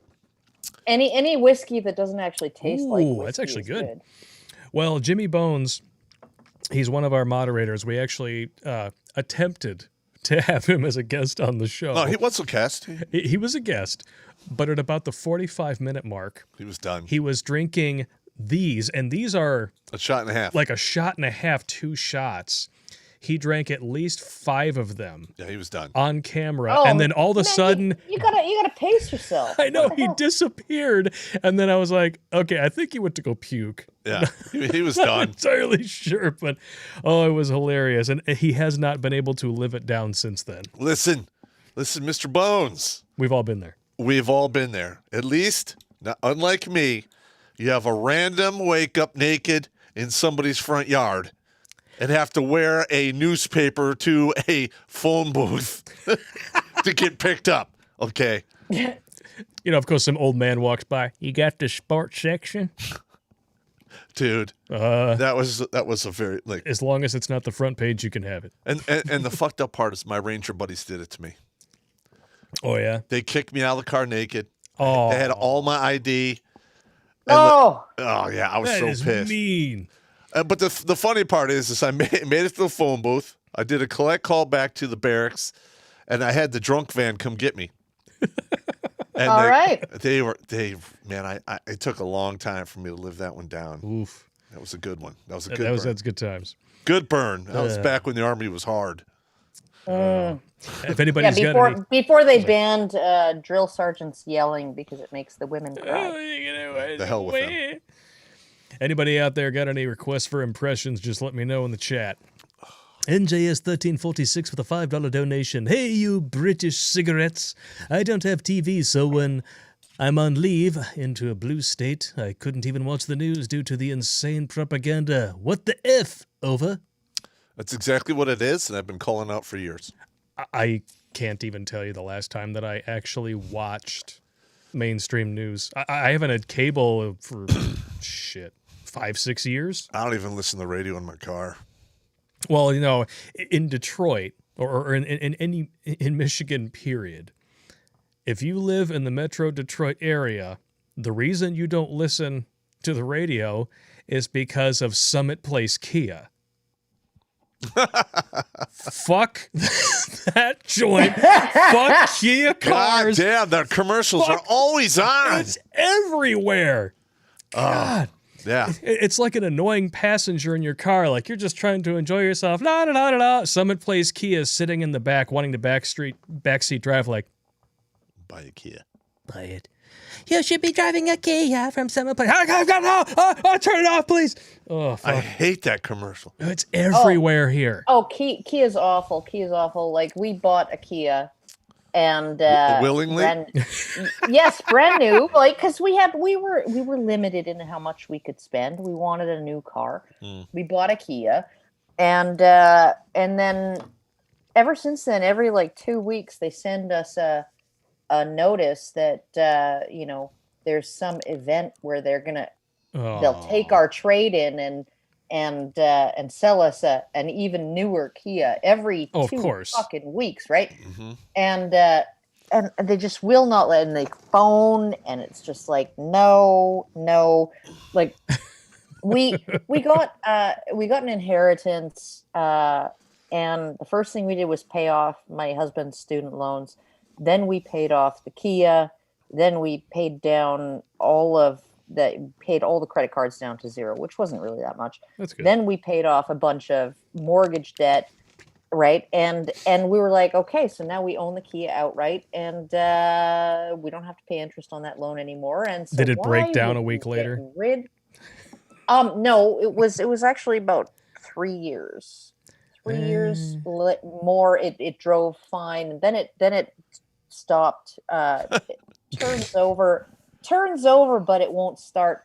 That was the car that abandoned me at the liquor store. So you had it coming. Yeah. So now I don't feel bad for you. Well, it was just like it was giving us problems. It would take a while, several tries to start. I don't know what's wrong with it. Right. And then by the time, we managed to get it home, we managed to go and start it and bring it home. But I still have to bring it into it's any one of 5 systems in the car, and it could be like any one of 3 problems with any of those 5 systems. Good luck. Yeah. Yep. So I'm just like, I'm maybe a family of squirrels built a nest in the air vents. I don't fucking know. Yeah, fuck it. Right. Moving on to the next chat here. What's the next one? Jeffrey Ashley donated $10. Just topping off your drink supply, Pop. I swear to you guys are going to get me killed. Top it off, you sick bastard. Pennsylvania Grunt super chatted $20. Thank you so much. I don't care what the corporate media and politicians say. This thing came out of a lab. I'm not saying released purposely, but it was absolutely man-made. The question is, for what purpose? Hashtag the Great Reset and Agenda 2030. See, what they don't seem to understand is when this so-called big reset happens, a lot of people are going to starve, not have shelter, and get pissed off. And they're going to get pissed off. And then you're going to have mobs that will turn into armies, and they will impose their will on the people that did this, and it will be bad. Yeah, I've read A Tale of Two Cities. I know what happened during the French Revolution. It was not all sunshine and rainbows. And this will when it gets that bad, somebody will knock on my door and be like, "Hey, hey, Pop, you got two choices. You can either help us train this army or we kill you." And I'd be like, "Oh God, damn it! All right, yeah, I don't want to die." Yeah. So.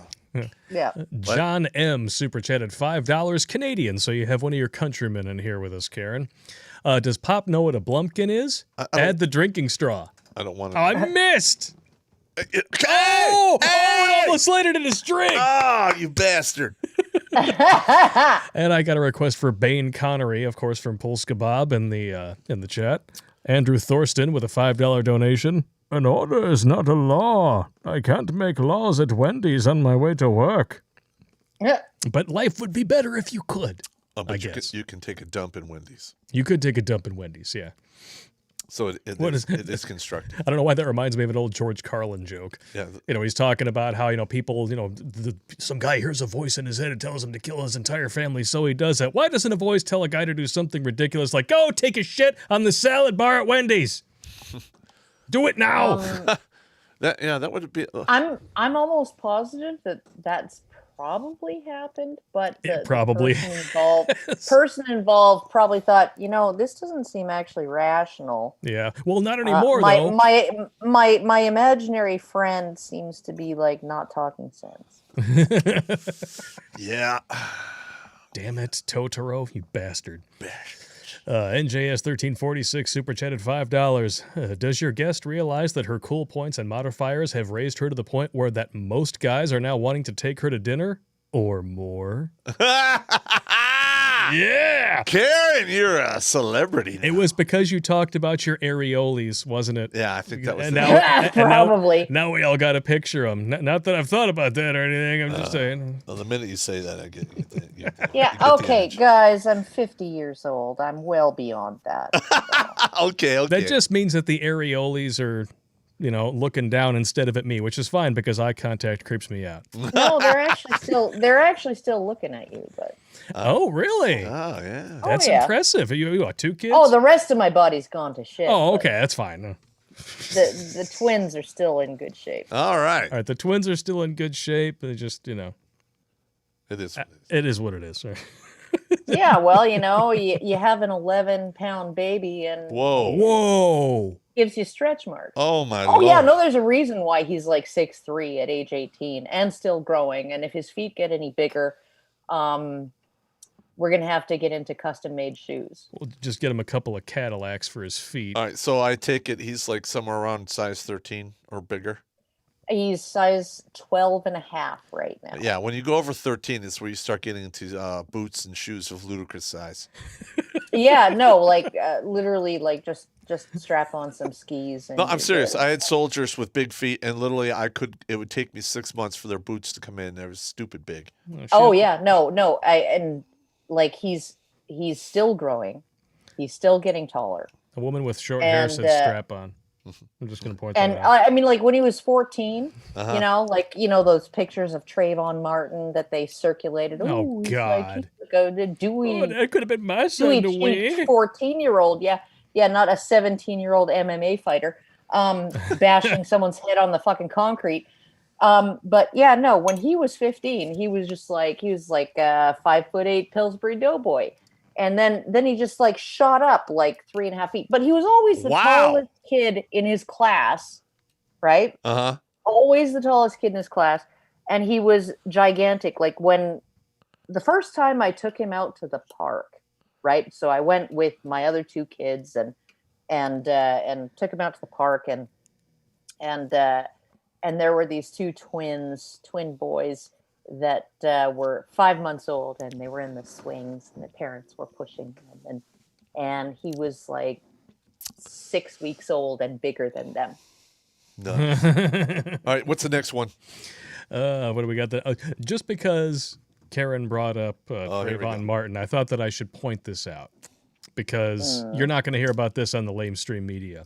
BLM activists call for hunting down George Zimmerman and killing him. Let it never be said that they aren't so, stunning and brave and fiery but peaceful. Yeah, he looks totally white. Oh, totally. Oh yeah, no, like that guy, the first Hispanic guy to ever be on The Bachelor. Uh-huh. Oh, yeah. Right? Who looked like freaking Robbie Suave from Reason magazine. Rico Suave. Right? Uh-huh. Robbie Suave from Reason magazine, right? He was a Hispanic guy, and yet George Zimmerman was white. Of course, because that's how things work. All right, what's the next one? I remember the first time that I ever met a chick from Puerto Rico. Oh, I was 18. Those are nice women. Wait, my brother briefly moved down to North Carolina before he cucked out and eventually moved back here to marry the woman that would cheat on him with firemen. It's amazing how that seems to be going around. I know. Allegedly. But I met this chick who was his neighbor in this apartment complex who came up to me and she's talking to me like, yes, I am from Puerto Rican. Oh, and by the way, I'm pregnant and I want to sit down and have a conversation with you because I think you're cute. No thanks. Space Ghost is on. I got to bow out. I'm out of here. Dinosaur 13 super chatted $2. I'd still call it the commie cough. Puck 'em. Yeah, that's Nice. what I say. Admire the Dumpster Fire donated $5. Pop, I signed up for the CME. I can't wait to meet you in person. Add me to the list of people that you have helped.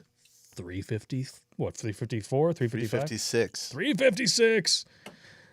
Hey, one more, and you've got a nice round. Oh, yeah. Get a nice 357 in there. Yeah. Oh, nice. Even though YouTube censored Ascension's joke, Streamlabs still has it. Okay, all right, Streamlabs, I'll give you that one. All right. Because you pissed us off, but you kept his comment. Ascension! $20. I'll do a little Gilbert Gottfried for this one. Theory time! Wouldn't it be odd if they tell you to wear the mask because they know it's actually worse than the symptoms actually make the virus last longer and thus increases your chances of spreading it? Space Ghost. That's a very good point. That's a very, very good point. And increases your chances of dying. It increases your chances of dying. What are you doing? You sheeple.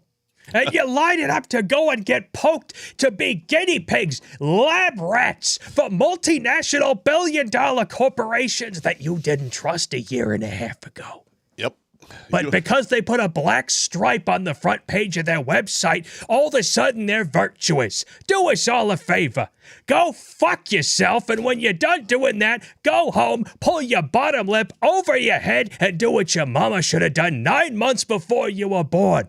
Swallow. Nice.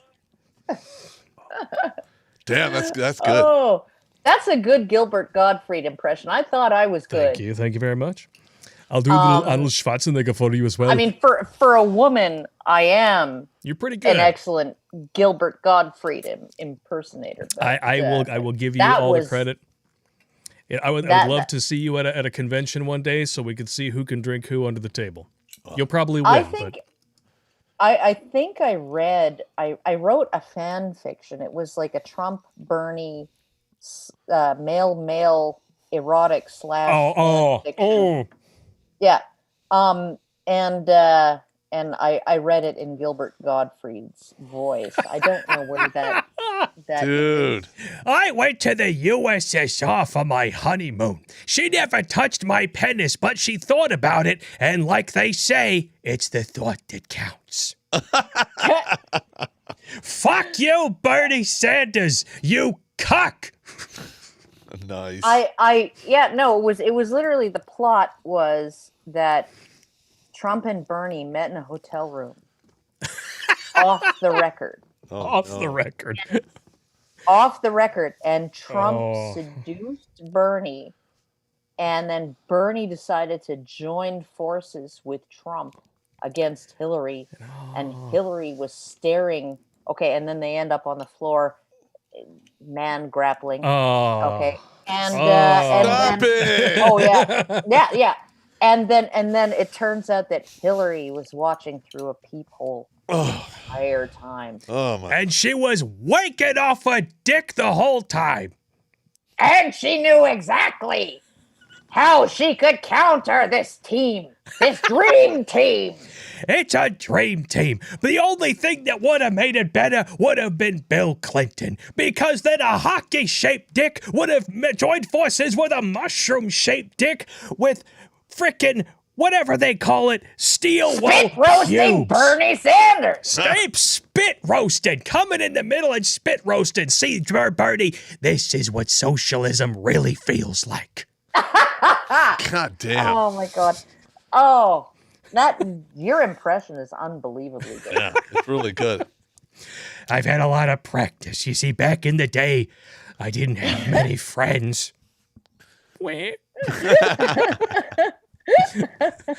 Let's go over to Arnold Schwarzenegger instead. Mocking Monica donated $5. I suspect drug-resistant syphilis is behind so many activists' vitriol.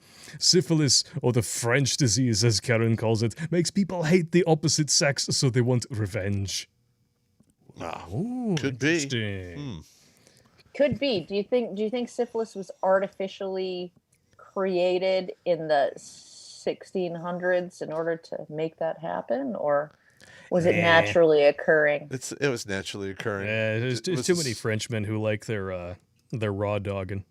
No, it actually. Well, I'm just saying because they didn't even know what germs were in them. No, they didn't. But they've actually did the DNA thing on the syphilis and traced it back to a similar disease that was on a tropic island. And it modified itself to become more infectious, and then it just was off at the races. There you go. Off to the races. That'll happen. That does happen. And it did affect the Romans. Caliban with a $5 donation. Here is a high school name. Interesting. That in the 90s, when my sister was in school, Shathid. Huh? Spelled shithead. It was my sister's English class. I wish I'd thought of that. Shathid. Oh my God. Or Shatea. Sam is like so passe. It's so like ordinary. I know, right? Shathid would be great. Oh, Dinosaur 13 wants more Pinky. All right, I got to do more Pinky. All right, hang on, Karen. Let's see if you like this impression. I worked with a chick who gave a dozen co-workers the clap. Had she known it, didn't tell him, and she was barely 18. Nasty. No. Well, that just goes to show that all she has to do is be willing, and there's all kinds of guys that'll dip their beak in that ink well. Yeah, you see, that's the difference between, I love hearing the double standard argument. It's a double standard, men are called stoods and women are called sleuths. Well, that's because women sleep with who they want to sleep with, and men sleep with who they're allowed to sleep with. Yeah. That's a big difference. It's the the key in the lock argument. If you have a key that can open any lock, it's a master key. If you have a lock that opens for any key, that's a shitty lock. Correct. I'm just saying. Absolutely correct. There you go. Ascension! Here again with a $20 donation. Wouldn't it be odd if the reason they tell you to wear a mask is because that's the same thing. I don't know why it showed up again. Michael Davis with a $4.99 donation. Hey! Happy 420 to you two Richards. I'm not in a car tonight, but on Saturday, we will be. Talking about the Furburger King. Yeah, the 50-year-old chick who thinks that she can get knocked up naturally using a needleless syringe and a cup full of splooge that she gets handed off in the hallway of a Burger King. And there's no needle. It's just. I said needleless. Oh, needleless. Okay. Yeah. I shit you not. Needless is probably... Needless, exactly. Yeah, I was like, needless is probably where I'd go with that. It's needless. You see a picture of this chick and you're like, okay, there is no way that she is not at the very least in her mid-40s, and yet in this entire cacophonous harpy screeching article, she never once mentions the word menopause. Oh, yeah, that is and how why brainwashed. Would she? Ugh. Give me a break. There's a lot of women. Yeah, I already been there, done that. Like early for my family history, but so you're out of the running. Yeah, no, I'm like done, totally done. But and it's kind of nice. But no more periods for you. I was dreading actually being like my mother and having Aunt Flo visit into my 60s. Oh my God! Oh God! Yeah. All right, let's keep it moving here. NJS 1346. Blake is the captain of the Titanic. His first mate is a dwarf known by the handle Fruit by the Foot at just the right height. I could take a bird with the best of them. That's a good one. I'll do my gay voice there for you then. Island Hermit RP just donated $2. Oh my God. Show Popp, 2 girls, 1 cup. I saw that. That's absolutely horrible. Yeah, I mean, if we Nobody really want to should make watch them that. puke, no. Put that on here. That is one thing I am. No, that was thankful. out when I was in Iraq when that was out. That was like in 2004. The only thing worse to watch is The Broken Jar. Glass ass. Yes, I know exactly what you're talking about. I told Popp all about that one too, and he was almost puking just listening to me describe it was the screaming that was the worst. Oh no, the one that I saw, he wasn't even screaming. He took the jar up his ass and then he started pulling the broken shards out. Perfectly calm. No, stop talking. No. You watched a video with the sound turned off. Oh, really? I was not that lucky. Oh, I was not that lucky. The sound was on. Oh. Yeah, and then so I decided at that point that anytime I was gonna search for a video showing something horrible, I would mute it. Out of his ass, Stop! It's terrible, man. He's gonna die. God damn it! We gotta move on before Popp pukes. What kind of world we live in where people shove light bulbs up their ass like that? No, it was a glass mason jar. How the hell does that even fit? I don't know. Oh, it can fit. Please, I don't want to hear. All right, and then Karen, you sound like you speak from personal experience. No, like I have. Okay, barbecue sauce was the least of your worries from the sound of that. I'm just saying. But what I'm saying is, you know what I'm saying? If it had to go in, okay, I could want to know. Probably manage it. Well, after you give birth to an 11-pound kid, you look at that like, and you're like, challenge accepted, babe. Oh God, stop, man, stop. Yeah, he was due on the 4th of July and he was born on July 31st. Oh, so he was way away. Whoa, man, he got overcooked in the oven just a little bit. Well, both my kids that happened too. And they kept on saying, well, we don't want to induce you. We don't want to induce you. And I was like, get this fucking thing out of me. And it's like, otherwise it's going to like claw its way out of my stomach like the alien. Yeah, shit, man. It'll be like a Kawato from Total Recall. It'll just become a part of your body. You'll just have like a head with arms and legs sticking out of your belly like, Quaid. Quaid. That's the next one. Yeah, that was a fun pregnancy, let me tell you. I bet it was.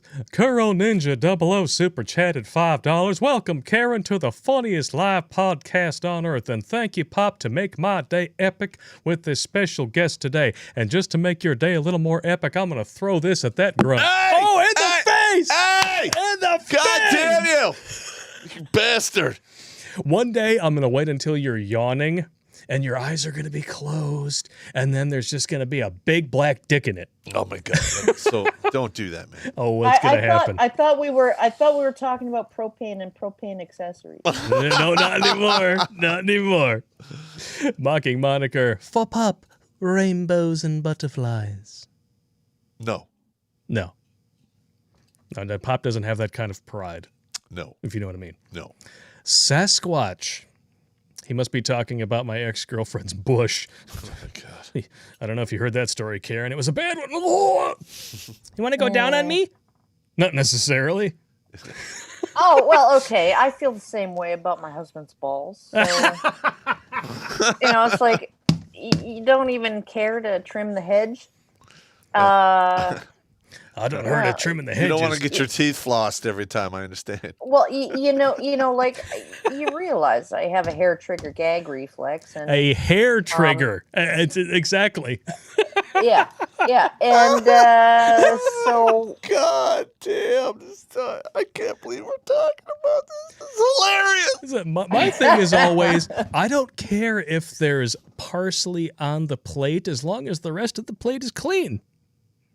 I'm just saying. Yeah, okay. Well. Okay, but the parsley isn't actually parsley. It's a euphemism, Karen. And it often has tiny little bits of lint. Toilet paper lint. Oh my God! Kind of tangled up in it. Oh no! This is disgusting right there. Oh. Wax your butthole, sir. No, like I'm perfectly fine with going down on a woman.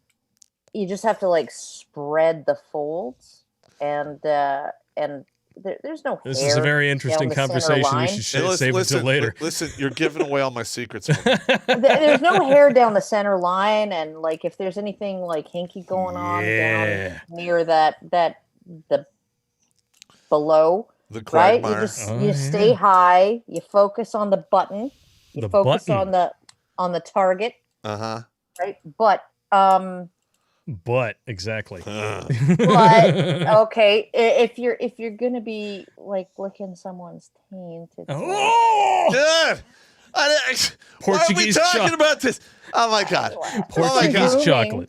Portuguese chocolate. Grooming is in order. So yes, it is. It's always in order for everything. It's always in order. Absolutely. All right, next one. Okay, I didn't even get to read his fucking comment. I was at IHOP last night eating breakfast when some teenagers came in sitting next to my table talking about you two and how you have woken them up to the bullcrap their mothers have tried brainwashing them with. Oh my You guys God. are saving teens' lives as well. You know what? That is awesome. Wow, that is fantastic. That is Sasquatch, awesome. thank you for that. Anecdote. Okay. So my Are we going son, back to the taint? My youngest, when he was in grade 10. Sophomore. Okay, and he has this social studies project presentation that he has to do about a leader that he admires. Right, and he picked me, and the reason he picked me was because he could be lazy and he didn't have to do any research. Right. So he opens his presentation with a slide that says Karen Straughan, men's rights activist, anti-feminist. Nice. And then he opens his presentation saying, just to let you all know, I picked my mom because it would make the research super easy. and a guy in his class, a kid in his class, shoots up out of his desk and says, "Your mom is Karen Straughan? I totally saw her pwn some stupid feminist on the internet." Yes. Nice. Outstanding. That's awesome. I love it. Moving There on you go. to... So with the younger generation, there may be hope. Yeah, there is hope. Cohen Kerry has donated $5 from Australia. Good day from Australia. All right. All right. Yeah, they're probably like locked down, strapped down, being teabagged right now. Yeah. Of course. Australia. Of course. That's what they do. Because COVID. Yeah, they're getting pegged. Yeah. They want us all to believe that they're Mad Max, but during COVID, they've been sad sacks. Yeah. Bastards. Inquisitor Jack 45 with a $5 donation. Edgar Allan Poe date night. Oh boy. First, check the obituaries from last year. Oh God, no. Choose a date. Then go buy some flowers, an entrenching tool, and Windex. Sneak into the graveyard the night before their death anniversary, clean the grave, and leave the flowers. Oh, okay. I thought this was going to go somewhere really bad. Okay. All right. Oh, shit. Oh, okay. Pop can rest easy tonight. Just wipe the sweat from your brow. Go ahead. Whoo. Okay, but who would you pick? I don't know. I don't know, but I do know the difference between jam and jelly. Do you know the difference between jam and jelly, Karen?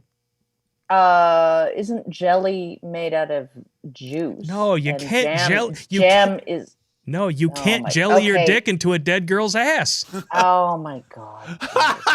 She walked right into that one. Okay, I'm thinking as a woman who's made jam and jellies. Thank you very much. Oh, you're gonna think about it from now on. You're welcome. Yeah. Okay, but where does barbecue sauce fit in? You tell me, Miss Kinky. Oh my God. I'm just. It wasn't even really kinky. It was just an unfortunate. Was it Sweet Baby Ray's and was it all over your areoles? No, just all over every piece of bedding. Yeah, it was a bad timing. Well, how did it get there? It's bad timing with the lights off. It was literally Bad timing with the lights off. Yes. That's exactly what that was. Is barbecue sauce a euphemism? That's the real question here. Yeah. Yes. Oh, you know what she's talking about. Shut up. I didn't realize that because I thought she was talking about actual barbecue sauce, but now I realize that if you walk into Karen's bedroom with a black light, you could see that room from space. Probably. Oh yeah. Saying. Oh yeah. My little horny dog is like, ooh, salty droplet. Oh God. You know what? Yeah, no, I've been there. He's horrible. He's constantly, he's like, if he's not licking the other dog's cooch, he's licking the other dog's asshole, trying to hump her, right? And then he licks her asshole, and then he acts like he's just eating peanut butter, and it's like, well, if it makes you that fucked up and weirded out, like, why would you lick that? You need to get that dog fixed, man. Oh shit. And he's constantly trying to hump her. She's 3 times his size. His head fits in her mouth, right? Like, one of these days she's gonna get so pissed off that she just like freaking eats his head, right? Like, he's walking around for half the day with like strands of her slobber all over his freaking head. Because it fits in her mouth rather, and she's just like, yeah, no, I'm not putting up with the shit, right? Yeah, and he's like, yeah, but I the humping instinct is like hugging while twerking. Hugging while twerking is like a core reptilian brain instinct. And not that I would know about that or anything. I'm just saying. Jesus. Oh, and he's so dumb. He's so fucking dumb. I have like one smart evil dog. That's the worst kind of dog you can have. That's her, right? And then I have a dumb good dog, except for the rapey tendencies. Yeah, he's very good. He's very well behaved. He's very friendly and all of that, right? Like, but I mean, she's devious and smart, and she can figure out how to get into things, and she'll do it. Like, the moment I sit on the toilet to go pee, she's like, okay, now it's time to drink mom's coffee. As in urine? No, coffee. I'm just making sure because you're like the euphemism queen. Table. I'm just She'll be out here at the coffee table. I hear Nice. and I'm like, get the fuck out of my coffee. And she's like, your and then dog. I come stomp, and she's backing away, and she's like smacking her chops, and half my coffee's gone, right? And it's like, do you not realize that's bad for you? Dogs are lactose intolerant. There's cream in that coffee. You put cream in that coffee. That's what I'm saying. It poisons them. Like, why would you do that, right? But she's like, I can't help myself. And the moment I knew that you were committed to that urination, right? And you could not just get up on a moment's notice and come and stop me, I was committed. Your dog is Riggs. That's nice. It's Riggs. Oh, she's horrible. Her name's Kevin. Nice. What the fuck? We need Kevin to talk from about sales. Kevin. All right. Well, okay. I went on a live stream years ago, right? And I said that Kevin was my porn name because they asked me what my porn name was, and I said, well, it's Kevin. Isn't it supposed to be like your middle name and the street that you grew up on? No. Well, because mine would be Owen Sherman. What would yours be, Pop? I don't know. It's your middle name and the street you grew up on. Well, it'd be like Maddox Blackstone. Oh, that's an awesome porn name. Oh, God. That's awesome. Maddox Blackstone getting blacked stoned. Mine would have been Ingrid Eagle. Like Ingrid Eagle. Yes. Okay. But it was I said my porn name was Kevin because my husband had once joked that my ass is so small and my hair is so short he could flip me over and call me Kevin. Oh my God.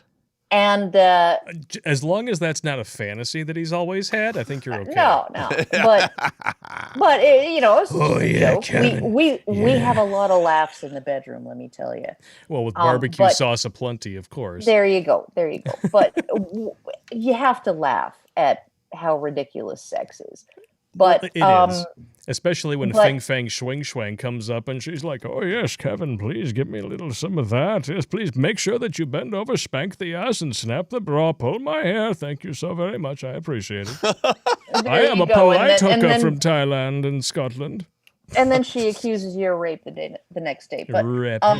Yeah, but so we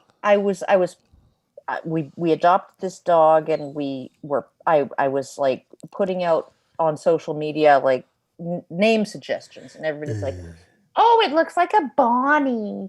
Oh, it looks like a Daisy. Oh, it looks like a Maisie and a Molly, and and all of these stupid girly fucking names, right? And so we just called her Kevin as an interim name until we found a good name, and then it just stuck. Yeah, my so buddy. Her name's Kevin. Just like a barbecue sauce in your hair, right, Karen? Not that you would know anything about that. I'm just saying. I never got it in my hair. Not yet. My Just buddy on every had a piece of dog bedding. that he called Dumbass. And like he would come in the barracks, he'd be like, "Come here, dumbass!" And we were like, "What the? Are you yelling at us?" So like his dog would come running up, like, "Oh, it's your dog." Okay. The little dog, the little rapey dog, right? The stupid good dog, right? He come. We named him Borat. Oh, and, he's nice. Yeah, he's very nice. He's very nice. Very, very nice. And this suit is black knot. He has testicles and testiculars, and he likes to rape the women. But damn, we're getting so demonetized. We're getting oh my demonetized as fuck. But he also comes to the name retard. There you go. Come here, retard. Get over here. Yeah. All right. Hey, get your kibble, little bastard. Yeah. No, but he's very friendly. Everybody wants to kidnap him. You should let him. I'm looking for like, I'm looking online to see if I can find stud services, right? Like where I can like find out how I can like stud him out, because he's got the most beautiful lines. He's the most gorgeous tiny little dog. Hey, keep him away from the zoo sexuals. Yeah, they're gonna be like, "Hey, I got a jar of peanut butter and a half hour free this afternoon." And he's got the most beautiful, friendly disposition when it comes to people. Right? He's just like a wonderful little dog. Everybody loves him. Right? And I'm thinking like, okay, and if I can get this dude laid, then maybe I won't have to lop his nuts off, right? and maybe he'll leave Kevin alone. And but it's next to impossible to even find a website that'll arrange or where you can reach out to people. But I'm thinking $500 and pick of the litter. Then you can, as little dogs, you can sell them for like freaking $1,800, $2,500, right? Yeah. And like, yes, he's a retard. Okay. But he's got a good disposition. So if I get him with a smart, evil female dog, right, then the sky's the limit. Yeah. I think you found your calling. You know, I don't know if anybody realized this. I'm going back into the annals or the anals of our of our videos, but we did a video called "The Evil Truth Behind Body Positivity." Did anybody notice that I picked the fat chick with the dog and that I photoshopped in a jar of peanut butter? I'm just asking for a friend. Yeah, you and your peanut butter. Or you in the wedding dress. Oh, you fucker. Pop has only been mad at me twice in 12 years. And the first time was when I photoshopped him into a wedding dress. Yeah, that really pissed me off. Yeah, no. But the dogs really don't get tired of licking and licking and licking. I know. Until all of the peanut butter is gone. Well, even without the peanut butter, like you see them over in the corner by themselves, entertaining themselves for hours by scarfing out their own asses, and then you see people who are just like, "Come here, Fluffy, give me a kiss." Okay.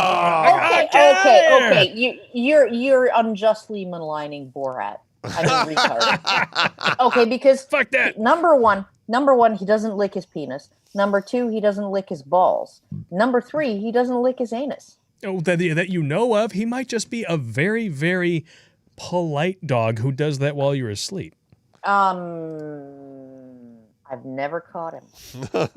Never caught, and he sleeps in the bed with. Well, I'm just saying, you might drink people under the table, but you still can get drunk, and then you just walk by and be like, "Hey, my dog's licking his ass." I don't think so. I've never caught him. I've never caught him doing it. Not yet. I don't One like, day. and it struck me as weird because, like, if you have an anus, if you have balls, if you have a penis, and you can reach them with your mouth, like, why wouldn't you do that? What was that House episode when Dr. Kemo was like, "Men should grow up," and he's like, "Yeah, and dogs should stop licking themselves. It's not going to happen." No. Inquisitor Jack 45 with a $5 donation. Joe Average works, watching the clock days ending early, and he's in for a shock. Doesn't bother to phone, expecting his wife home alone. Walks in on her yelling.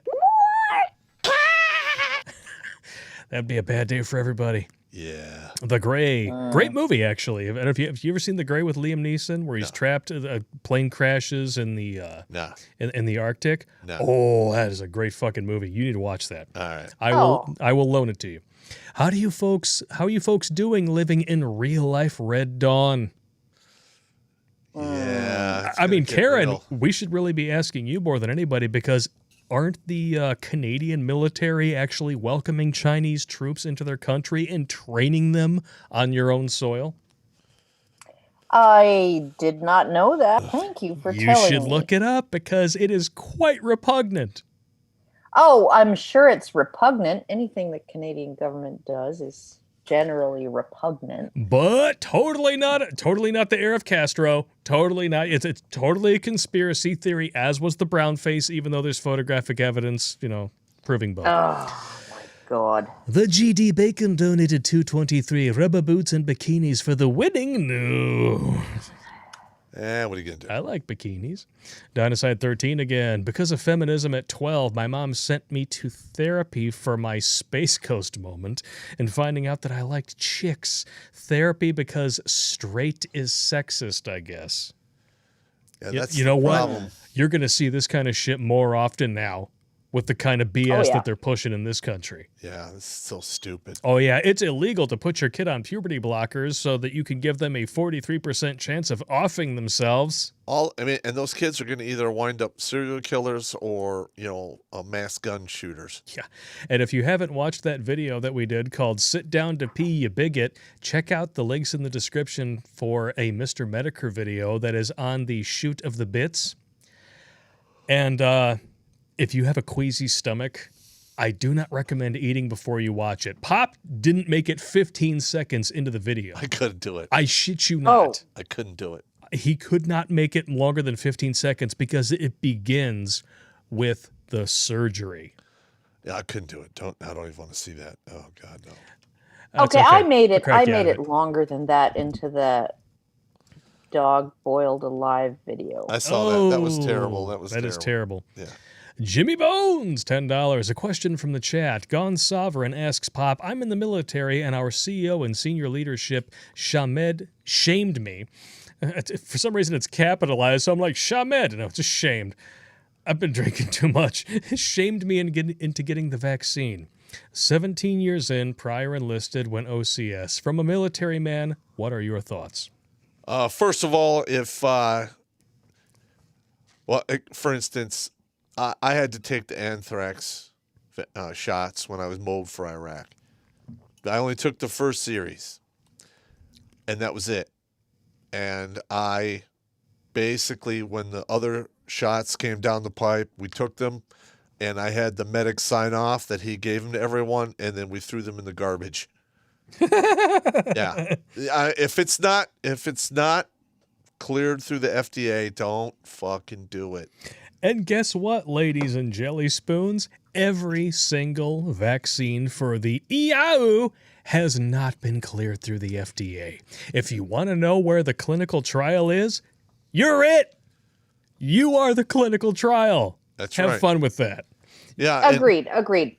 One thing I will say is that the Johnson & Johnson and AstraZeneca vaccines are traditional vaccines that are virtually identical to flu shots. They actually use a flu virus, and they Except are for a the whole blood clots modified thing. Yeah. flu shot. Except for the whole blood clots thing. I don't know. Oh yeah, but that was always a risk with, like, people don't understand, right? They think vaccines are like 100% safe, right? And the blood clot risk is very rare. In terms of like the number of cases of blood clots. Allegedly. Because you don't put a pause on a vaccine for 6 people out of 7 million. But yeah, actually you do when everybody's scrutinizing it because it hasn't been FDA approved, right? Okay, so and when you have Pfizer and Moderna saying, "Ooh, our vaccines are safer." I smell blood in the water. Yeah. Okay, so basically, like there's a lot of politics involved here, but the J&J and the AstraZeneca vaccines are basically flu shots. So 42% of Canadian adults get a flu shot every year. 70-something% of senior citizens in Canada get a flu shot every year.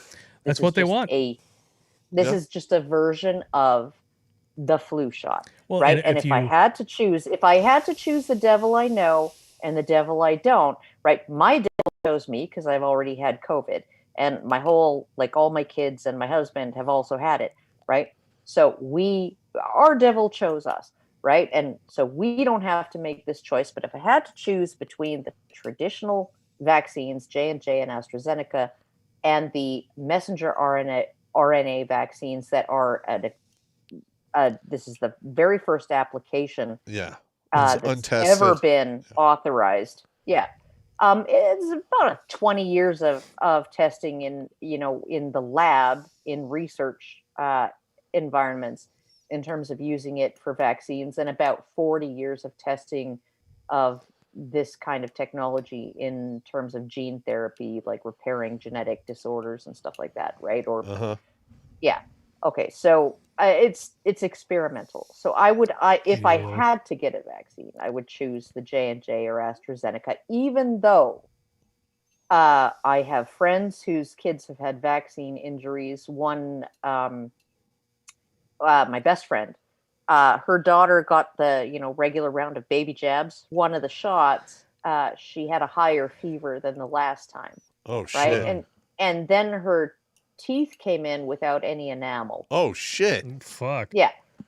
Yeah. So, and then the British Columbia healthcare system acknowledged that it was a vaccine injury, and then they were like, because healthcare in Canada does not cover dental. Healthcare in Canada don't cover much. Yeah. Well, and so they basically. You're dying? We'll see you in 3 weeks. Yeah, no, 6 months. But the British Columbia healthcare system said any dental work that she needs to deal with this vaccine injury, she will get, it will be paid for by the government. It is a vaccine injury, right? My daughter got the Gardasil vaccine she was 14. I should have told her because they sent home a bunch of forms. Ooh, we're doing like vaccinations for like 5 different things, and authorized the one because she'd had bad reactions before. And I should have told her to tell them to give it to her in her left arm or her left shoulder. But I didn't tell her that. She didn't mention it, and her shoulder swelled up until her skin almost split open. God damn. Yeah, and she couldn't use her right arm for about a week. She had to write left-handed for about a week. And we were worried about permanent nerve damage, and she recovered fully, right? But it was a little bit of a worry, right? So I mean, like there are all kinds of. I mean, the birth control pill has about the same risk of blood clots, stroke, pulmonary embolism. Actually, that's not true. Birth control is about 6 for every 100,000. Okay. So it's actually far more. Wow. Well, there you go. Yeah, no, it's actually, especially if we are to take them at their word that it's only 6 for 7 million people, which, like I said, just because it comes from Fauci and all these other morons who clearly are lying their damn asses off, I don't trust a word Fauci says. But when it comes to this particular topic, I would be much more skeptical of Pfizer and Moderna and the mRNA vaccines, because the risks as they're presented with the adenovirus vaccines that are traditional vaccines, AstraZeneca and Johnson & Johnson, seem to be about, I mean, even if you were to say, well, it's like there's, for every case that's reported, there's 1,000 cases of adverse effects that didn't get reported. Even if you assume that, it's still about on par with the yearly flu shot. So I can buy that, but I think the best way to put any of this to rest, and I'll look this up, if you want to know who's actually trustworthy, all you really got to do is take a look at these companies and see who donates the most. Whoever donates the most, you cannot trust a fucking word they say. Yep. Well, okay, and Fauci, you can't trust a word he fucking says, because it's not like he screwed over people in the 80s and made sure that a lot of people died of AIDS just so that his buddy could put out research that was already done by somebody else, right? Yeah. Right? Well, okay, I don't know anything about that, but I do know that he was the head of the NIH, right?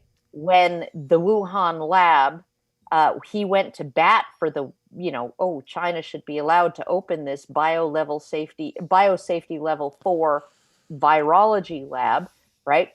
He went to bat in the international community for them, right? They were studying horseshoe bat coronaviruses, right? That's his baby, because other than the research that he did on AIDS and HIV, right?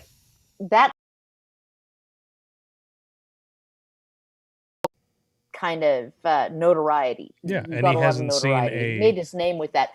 But he became, 2003 with the SARS outbreak, SARS-CoV-1, right? That came from horseshoe bats. He that was his baby. He took care of that outbreak, right? And here's this researcher at this Wuhan lab 10 years on that very thing. She's continuing his work, the work that really, really, like, the number of citations, right, that he's had since SARS-CoV-1 in 2003 is just like skyrocketed to international fame, right, with that. And this woman is continuing his research, and she wants a level 4 virology lab to do it in, and that became up. He went to bat. He vouched for the Chinese, and he funded her research through the NIH with U.S. taxpayer dollars. Yeah, right? That is a bunch of bullshit right there. Yeah, I know. And then two diplomatic cables were sent to the U.S. State Department in 2018 because China was very proud. You know, we've just opened this level 4 virology lab, right? Oh, you know, we're players on the international stage. Like, we're going to give tours, right? And so a couple of the people that they gave a tour to were, you know, sent diplomatic cables to the State Department and said, this is an accident waiting to happen. And yeah. And so, but Fauci can continue to authorize NIH funding of the research that was going on there, that anybody who has a lick of sense, right, is going to say the virus came from the lab. Right? Yep. They would have said that. They would have assumed that, right? Because it did. The day before the wet market story even freaking was published, right? They would have assumed it came from the lab. Because it's the same fucking virus. It's just a variant of the same fucking virus. It's actually been modified. They found whenever you splice with the current technology we have, which is called a CRISPR, it leaves behind fingerprints. And they looked at the current, or not the current one, but the virus that actually, the earlier one. Yeah. And there's all kinds of monkey business. Yeah. Oh, yeah. No, it's like, and I'm not saying it was an intentional release. Why would they release it into the Wuhan population? I'm not saying it was intentional. Right? I'm just saying that they fucked with it, and then they fucked up and let it get out. Yep. Yeah. No, agreed. And then so, the reason why they let it keep going is because they didn't want to suffer alone. Well, but Chinese, yes, once absolutely. It's out, they weren't going to be. They weren't going to be like, we're going to be the only country that suffers economic devastation because of this. Like, fuck that, right? Okay, and then they lied and they lied and they lied, and it's the wet market. You know, even though Chinese people don't eat horseshoe bats and none of the intermediary species that have been proposed were sold at that wet market. And even though the lab is like within 10 kilometers of the hospital when the first case is presented, and like, we're just going to avoid looking at the obvious, right? And we're going to put this story out that it was the freaking wet market, right? And then the Australian government was like, yeah, it was the wet market because we want the Chinese to do away with the wet market, right? And all of this crap, right? All this politics got in there. Right. And everybody was like, oh, we don't. But Fauci, personally, he authorized, he went to bat for the lab in the first place. Then he authorized the funding for the specific research that he was personally attached to. He had a personal stake in. Right. This woman is continuing my research. Right. And then now all of a sudden he's like, 560,000 Americans have died, and now I don't care about anything else. I don't care about constitutional rights and freedoms. I don't care about delaying kids in their formative years, in their developmental years of proper schooling. I don't care about the fact that kids have gone a year without seeing strangers smile, right? Okay, I don't care about deaths of despair. I don't care about cancer screenings and even cancer treatments missed. I don't care about the economy. I don't care about trillions and trillions of dollars of debt to pay for all of this, right? As long as I don't have one more drop of blood on my hands, right? It's worth it to me. And like that anybody is trusting this guy, right? Because he went along with the fucking stupid, implausible wet market story. Like, what kind of retard is he? He's not a retard. I'll guarantee you that. No, he's a methodical, evil motherfucker. Well, I don't know whether he's evil, right? I would say a lot of circumcision doctors, right? Okay, say you were a doctor and you believed that circumcision was beneficial, right? And you circumcised, like, I don't know, 4,000 babies. 4,000 babies over your career, and somebody presented you with evidence that it actually does significant harm and it doesn't really have any benefits. Okay? How do you look yourself in the mirror thinking, well, I actually participated in harming 4,000 babiys? Or if he's got a lot of money from all this, which we know that there have been at least 50 new billionaires. Yeah, okay, but or I could say, no, I'm sticking to my belief that it has more benefits than risks or damage, and that way I can live with myself. So but that doesn't explain all of his flip-flopping. You don't necessarily have to be a sociopath to not want to look at the truth. Yeah, I know. But right? he has done a lot of flip-flopping. Live with what you did. The thing is, his flip-flopping, I think that completely negates all of it, especially because, I mean, he was saying forever, you got to get the vaccine, you got to do this, you got to do that.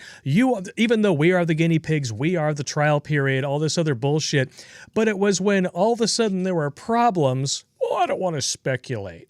Yeah. Fuck you. He's flip-flopping more than a break dancer. I mean, that guy's early on, he was like, if you're young and healthy, you shouldn't be walking around with a mask. If you're young and healthy, you shouldn't avoid going on a cruise. And now you should wear 3 masks. February and March. Yeah, I know. And get a swab rammed up your ass. I think maybe that was wishful thinking on his part, right? But everybody bashes Trump for saying, one day it'll disappear like a miracle. Well, SARS-CoV-1 disappeared like a miracle. I'll tell you how it disappeared. They isolated. It mutated into something that was less deadly and more contagious. Everybody caught it. They all got a cold, and then they were all immune to SARS-CoV-1. Yeah. And that's probably what's going to wind up happening to this. It's already doing that's the way viruses tend to mutate.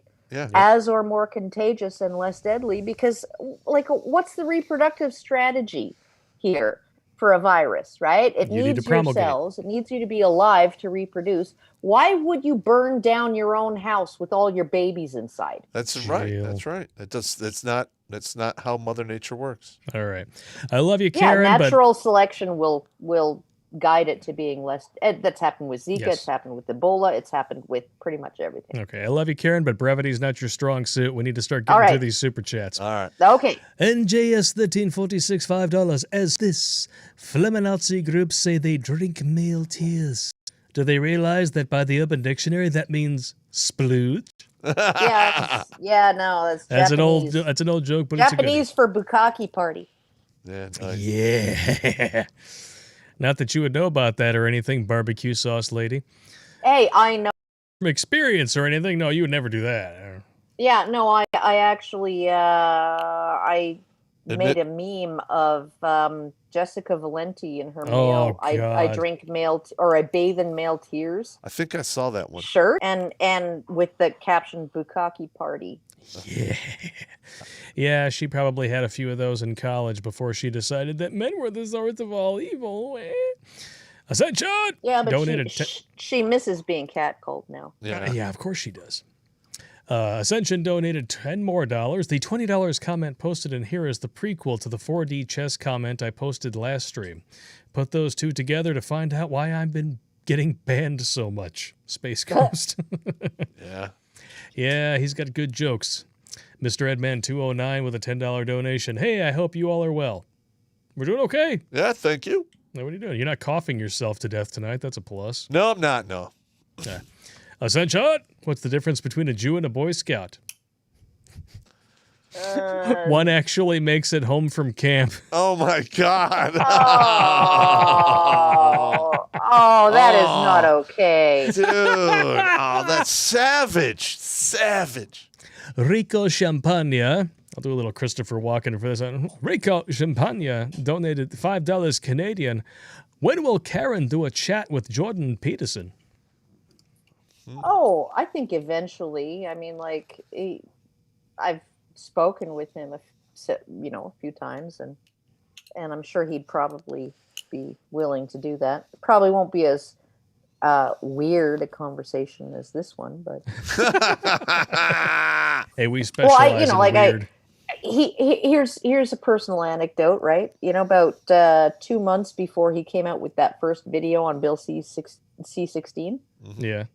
He sends me this email, right? And it's from a Gmail account, not from his U of T official account, right? Uh-huh. But it says Jordan B. Peterson, and it's like an empty email, right? The subject line says, no capitalization, no punctuation, right? It would be interesting to talk to you sometime. Right? Okay. I'm thinking I'm being trolled. there's like, I've talked to lots of academics. They're even more long-winded than me. And so but I'm like, okay, I'll see what's what. And I send him what date and time would be good for you. And then like 3 weeks later, he sends me another email and it lists a date and time. And, I'd given him, my Skype handle is Girl Writes What. And so he's got a date and time. And so then I'm sitting there and at the date and time, I'm just like, and then my Skype goes off right on the fucking minute. Wow. Right on the minute. And I answer it and I'm like, oh, it's you. And he says, who did you think it was going to be? And I'm like, some kind of troll that was like punking me. Like I've never had that terse a conversation with an academic ever. Right. And he just kind of laughed and we talked for about an hour about various stuff. And then he asks me, how have you found what you do? Like, what's the feedback that you get? Like, do you get a lot of hate? Blah, blah, blah, blah, blah. And I was like, well, I get some hate, but about 95% of the feedback is positive. And I get a lot of really positive emails and stuff from people who just want to thank me for what I do and all of that. So it's like, it's been super net positive. And he's like, oh, okay. And then a few weeks later, he came out with that video. And then he got like just brutalized. And I felt like, oh, fuck, did you set his death trap? Yeah, I was just like, oh no, am I responsible for this? Because I said it was like, it was like safe to actually talk about these controversial topics. But then he started making millions of dollars, and I was like, well, fuck it, I don't care. So there you go. Yeah, about 95% of my stuff is positive. And I get about 5% hate. So yeah, no, but the hate is all the same. Yeah, it is. It's all the same shit. I mean, you can't get laid. The ideas behind they can't argue the point. They don't have any facts on their side, and it's all, you hate your mother, you're gay, you can't get laid, you deserved your divorce, who hurt you. I mean, it's just the same. It just recycles over and over again. Yep. Oh, I love the ones who demand citations. Like when I say that, said that 4.6% or whatever. I forget what the number is at this point, but 4.6% of actual Biden voters, if they'd known about the Hunter Biden laptop story and known that it was credible, they would not have voted for Biden, and that would have won Trump the election, right? Trump did win the election. Okay, just my opinion. What I'm saying is, so I say that, and I'm like, I'm giving the figure, I'm giving the basic search terms, and they're like, I need a link. And I'm like, yeah, fuck off. Google it. And then somebody else will come in and be like, I literally just Googled 4.1% or whatever the fuck it was, right? Biden voters, Hunter laptop. I Googled that. It was the first freaking search result. If you can even Google it, half the time they're algorithmically screwing with stuff. Yeah, but it's bad. Like, it's like you can't be bothered. Like I give you like explicitly specific figures, right? I give you everything you need to do a search, right? And you're gonna make me go find the link. It's like, yeah, no, you lazy fuck. Karen, go find it even yourself. when you give them the link, they don't care. Okay, now, like, I love our fans. They are why we do this. But you will, every stream, we have somebody show up in the comments and they're like, he should be on Odyssey. He should be on all these other channels. Why isn't he on New Tech? Literally in the description of every fucking video. Yeah, we're basically on every platform we could possibly be on. We are on Odyssey, BitChute, Rumble, Brighteon, DLive, DTube, RoxyTube. I mean, we're on platforms you probably haven't even heard of yet. Yeah, there were two of those that I hadn't heard of. Yep. So. And I just named off a few that I could remember off the top of my head. We have a spreadsheet. Yeah, we have a spreadsheet. I can't remember them all. Everywhere. Yeah. Moving on. All I counted for €5. Put their face in a sandwich and squirt Hellman's mayonnaise on it. Oh. If you want to make Karen happy, you put some mayonnaise in her hair. You know, that's the one thing that I have a problem with male emissions is that they somewhat resemble mayonnaise. Oh, you just wait. That's nasty. Show me your areolas. I'll give you some mayonnaise. NJS 1346. As a drill sergeant, I would spill all the beans on what is going on if you want. From your sometimes friendly neighborhood drill sergeant. Of course. We would actually like to get him on the show. Do it! And I did send you an actual PowerPoint of the bullshit they're giving the troops. Yep. So we can cover that next week or something. Or we got even Thursday. Yeah. We're going to have to talk about Chauvin on Thursday because we've been going on for way too long. Yeah, I know. Ohio trucker won $5. I have a 1972 Ford Gran Torino Sport 428 Cobra Jet. I will never get rid of my baby for a Kia. Amen. Amen. Nor should you. Sounds about right. Yeah. Heavy Water Tread with a $20 donation. Thank you so much. A kiss and just the tip. Just the tip always leads to the rest. I'm just saying. And then before you know it. Gonorrhea. Yep. NJS again. Just have to know, how come thin females like Karen can drink us under the table and wake us up to do shots? Because I don't eat. Shouldn't that make it worse? No. Oh, no. You train your liver. It's like a Viking. You put it through. It's like a Viking. I can't even keep up with that. Yeah, no, That's it's funny. you just gotta like really train it. Nice. Jimmy Bones with a $10 donation. Another comment from the chat. Final Fight said, well, you can make it 357. Pop saved my life from the valley of suicide. We have 357. 357. That's awesome. We'll just bask in the glow of that caliber while we can, because I'm sure we're going to hit 358 before you know it. Likes? We have 961. No, we're talking about lives saved. Oh, okay. Lives saved. Yeah. Yeah. Because reasons donated $5. And the companies are immune from any and all legal recourse, meaning the vaccine companies. Well, yes and no. Well, because they call them vaccines. No. When enough people are negatively impacted, that protection they have will go by the wayside, and they will get the shit suit out of them. You're assuming that the justice system in this country works. No, you're absolutely right. I that is an assumption. Derek Chauvin was just convicted on 3 counts. 3 2 of the counts murder, 1 of the totally manslaughter for 1 dude.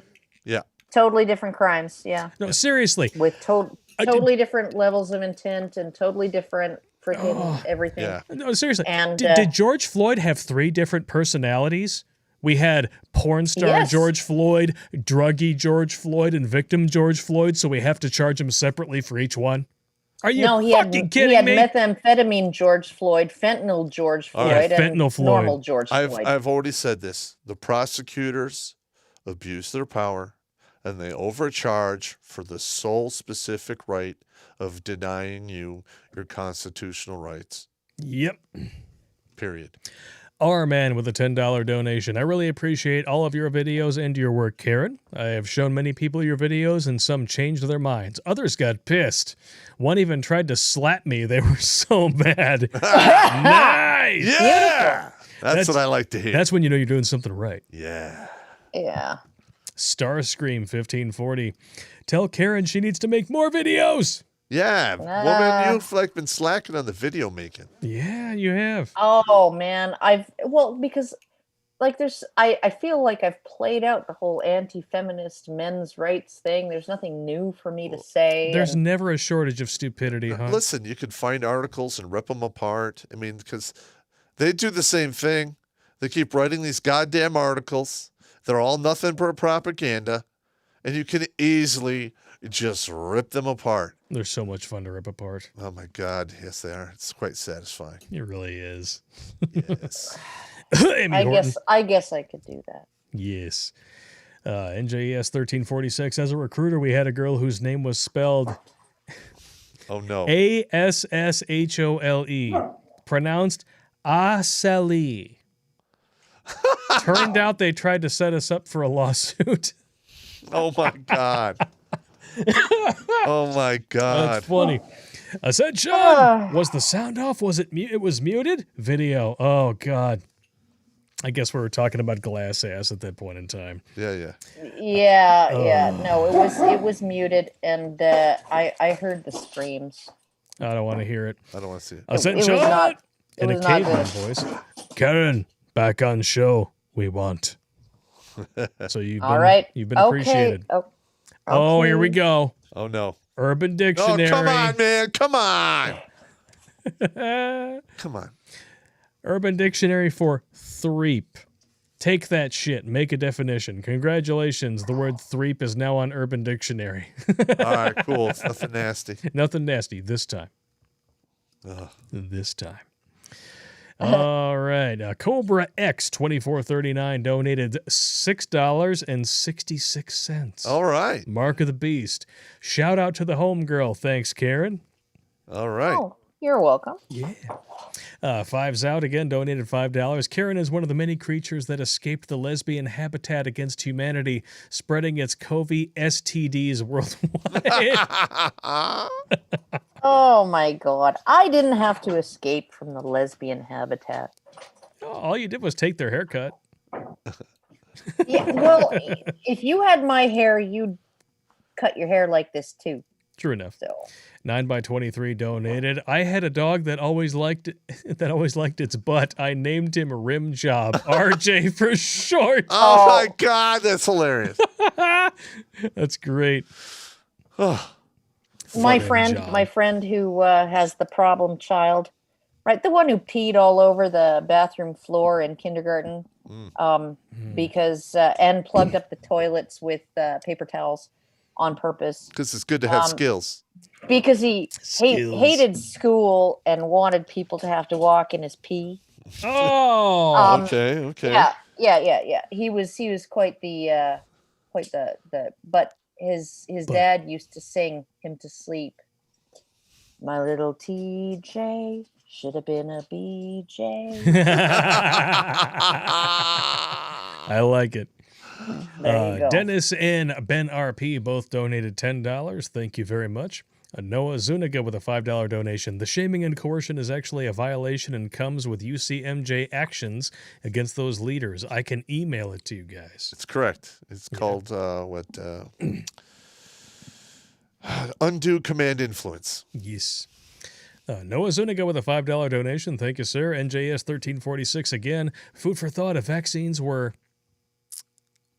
necessary, the Amish would have died out years ago. Correct. Yes. extra words and things that are misspelled after I've had a shot of peach whiskey and half a bottle of wine. You know. Dog, be quiet. Pat Wax Daddy. Oh, here we go. Goat Belly is in there. Blake, try a Robin Williams voice. I don't know about that. Been drinking a lot. I'll try it. Recently, the old gods' leaders actually have coerced their own into getting the vax. Noah Zuniga with a $5 donation. The Bacon 223. Update. Chauvin got convicted on all charges. Yeah, that's how we opened the stream. We're going to talk about it on Thursday because we've been going on quite a bit. Yeah, we'll come. Lazarus Long, the man who does not need a porn name because he already has one. I just want to say that while I personally feel that it was an accidental release, I think we all need to keep in mind that the CCP does not think like Westerners do. No, they do not. It is the same No, thinking they do problem not. that happened with terrorists in the Middle East.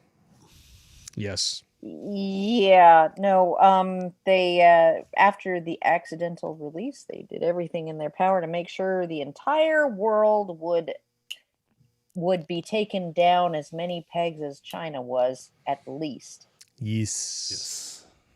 That's absolutely correct.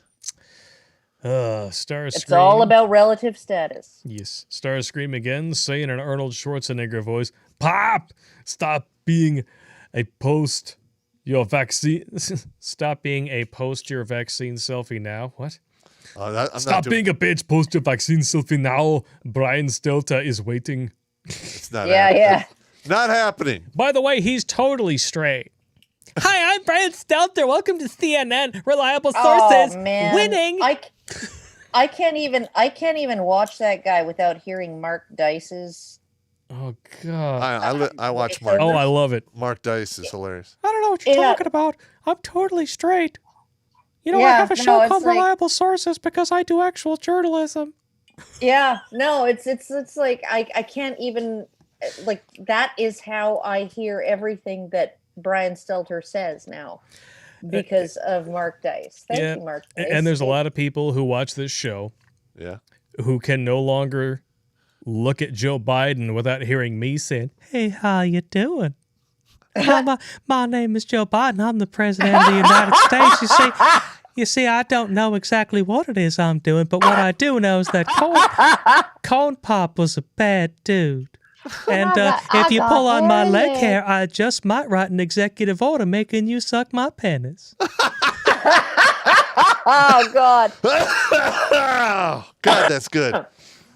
Damn, that's good. We got to have your brother do the bad rip bleeding thing. Why don't you do stand-up? Do you do stand-up? No. Who, me or Pop? Yeah, you. No, I don't do stand-up. This is my comedy, right? Jesus Christ. You need to have, like, an audience. Well, I'm working properly on masked and socially distancing. I am working on my own thing. It is going to be coming out very soon. And the very first episode is talking about how Jenny, the most beautiful name in the wide world, is the most diabolical, repugnant villain in movie history. Correct. All right. It's going to be awesome. I like it. She's a whore. Sorry. You know, I remember when I was young and a teenager, and I thought, oh, wow, you know, she's different and she loves him. And now I watch it and I'm like, dear God, get away. Why would you raw dog that bitch? What's wrong with you, man? And now she's got AIDS, and your kid sees dead people. Fuck! Son of a bitch. That's good stuff right there, man. It's Bad News Bears. Bad News Bears. Jeremy Morgan with a $2 donation. The government is about to crash the transport system. Well, we'll see about that. Yeah, we'll see about that. Alex Patino. No, because Warren Buffett is he owns a rail. Oh, but he's the nice billionaire. He different and he loves you. Yeah, no, but what I'm saying is the government isn't going to actually crash the transport system because lots of parts of the transport system are,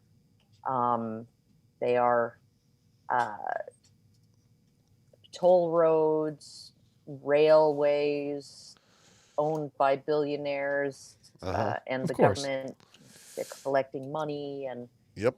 Yeah. It's just like Who Framed Roger Rabbit. You know, Doom.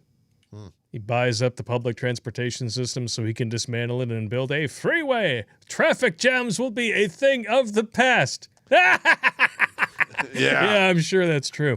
And then they recycled the exact same plot for The Lone Ranger. Oh, yeah? Oh. Yeah. And did you see the movie with Johnny Depp? Yeah. Yeah, I remember I watched it, and then at the end of it, I walked out of the movie, and I looked at my wife, and I'm like, that's the fucking Who Framed Roger Rabbit plot! What the hell? That movie came out in 1988! Well, you know, there are no new stories, right? No, just new ways to offend you people just by need to making go Johnny back. Depp a Native American. Have either of you ever read the Epic of Gilgamesh? Negative. Yeah, it's 4,000 years old. Yeah. It disproves the entire feminist narrative of toxic masculinity. Nice. Why don't you look that up? That's gonna be my presentation at the next ICMI virtual conference. Well, I mean, Really? literally, reality disproves feminists' definition of toxic masculinity, but you know. But you know that narrative that okay, well, things are pretty good now, but like way back then, those men back then were super evil, just like those men over there are super evil. Oh yeah, your life was so hard when all you had to do was literally grow up in your father's house, and then move into your husband's house. You never had to worry about paying bills or worrying about the real world a day in your life because there was a man who was going to go out into the world and actually handle that for you. And all you had to do was have some children, take care of the house, and make sure that the kids didn't grow up to be 6'3" assholes. Yeah, well, that's all you had to do. And that was oppression. There was other stuff that women had to do. They had to do all kinds of chores. Oh, yeah, they had to do laundry without a machine to do it for on the farm and stuff like that. Like they had to do those things, but Karen, they could literally beat their kids and make their kids do them. Karen, most of the stuff that we have in the modern world was not created by women, but influenced by women, and we call those women naggers. Oh God, I'm just. I'd like to solve the puzzle. I'm looking at Camille Paglia, that famous quote from her: "If civilization had been left in women's hands, we would all still be living in grass huts." And I'm like, yeah, that's how it would have worked, right? Women always worked hard until fairly recently, but men were stuck doing the worst, most difficult, dangerous, shit. deadly, dangerous, deadly, uncomfortable, difficult, uncomfortable.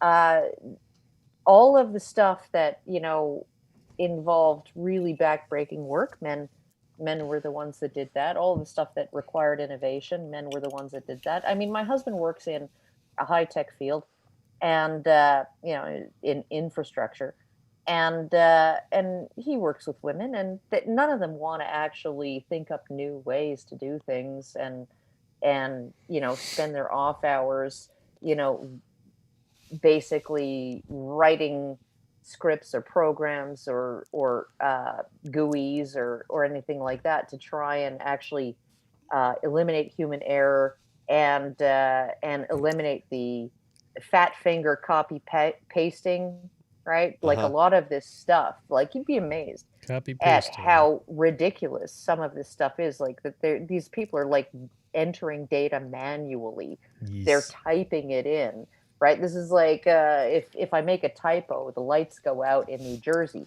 right? And and he's just like, why wouldn't you write a script that could do it for you? I mean, it'll take you like 2 days instead of 6 hours to do it. Mm-hmm. But then you can generalize it to every single case. And then you don't have to do the 6 hours of copy pasting, typing things in manually. And you've eliminated the human error risk. Like, why wouldn't you do that? And like none of these women and half of the men are just like, yeah, no. Because it's like, if you do that, you're going to automate me out of a job. And, I gotcha. And also the women are like, well, I don't want to do anything risky. Well, I've heard that a lot of times. Oh, yeah. At this point, we're all just a bunch of Tommy Wiseaus, like The Room. Yeah. Except we're actually serious about it when we say, everybody betray me. I fed up with this world. But I did not hit her. Apart, Lisa! Alex Patino super chatted $10. My son, when he was 4 years old, came up with the idea that he wanted his penis to grow sky high. After laughing, I asked him what he will use it for, and then he thought for a minute and then said, pee on everyone. It's good, it's good to have aspirations. Like that's what a 4-year-old would say. Yep. It sounds like 100%. Exactly what my son would say. Oh, hi, Mark. Arrow Shogun. First, you are the only Karen, in air quotes, that I actually like. The rest can piss off and die. I hear that a lot. In an episode of The Sims. Thank you for the decade of good content. Pop, do you recommend the gunsmithing trade? I have been enjoying learning this so far. Yeah. The gunsmithing trade. Oh, you fucker. The gunsmithing trade is hard to get into. Well, it's easy to take the classes and get your certificates. It's hard to make a living at. Yes. It takes a while. And then we have Jeremy Morgan, $2. The trucking industry. Look at some bills. I guess when we're talking about equality between men and women as far as all that stuff. I don't know. But you know what? That is the last chat of the night, and we've been going for almost 3 hours. Damn. 3 So hours, I think Jesus. we're going to... It went fast. I think we're going to call it good, and we are going to let you guys know if you guys want to follow Karen on YouTube, if she actually starts making videos again.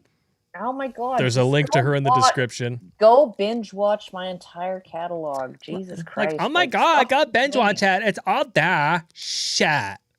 Yeah. Well, I got a lot of content is what I'm saying. And just because you guys are like, give me more. Give me more. Give me more.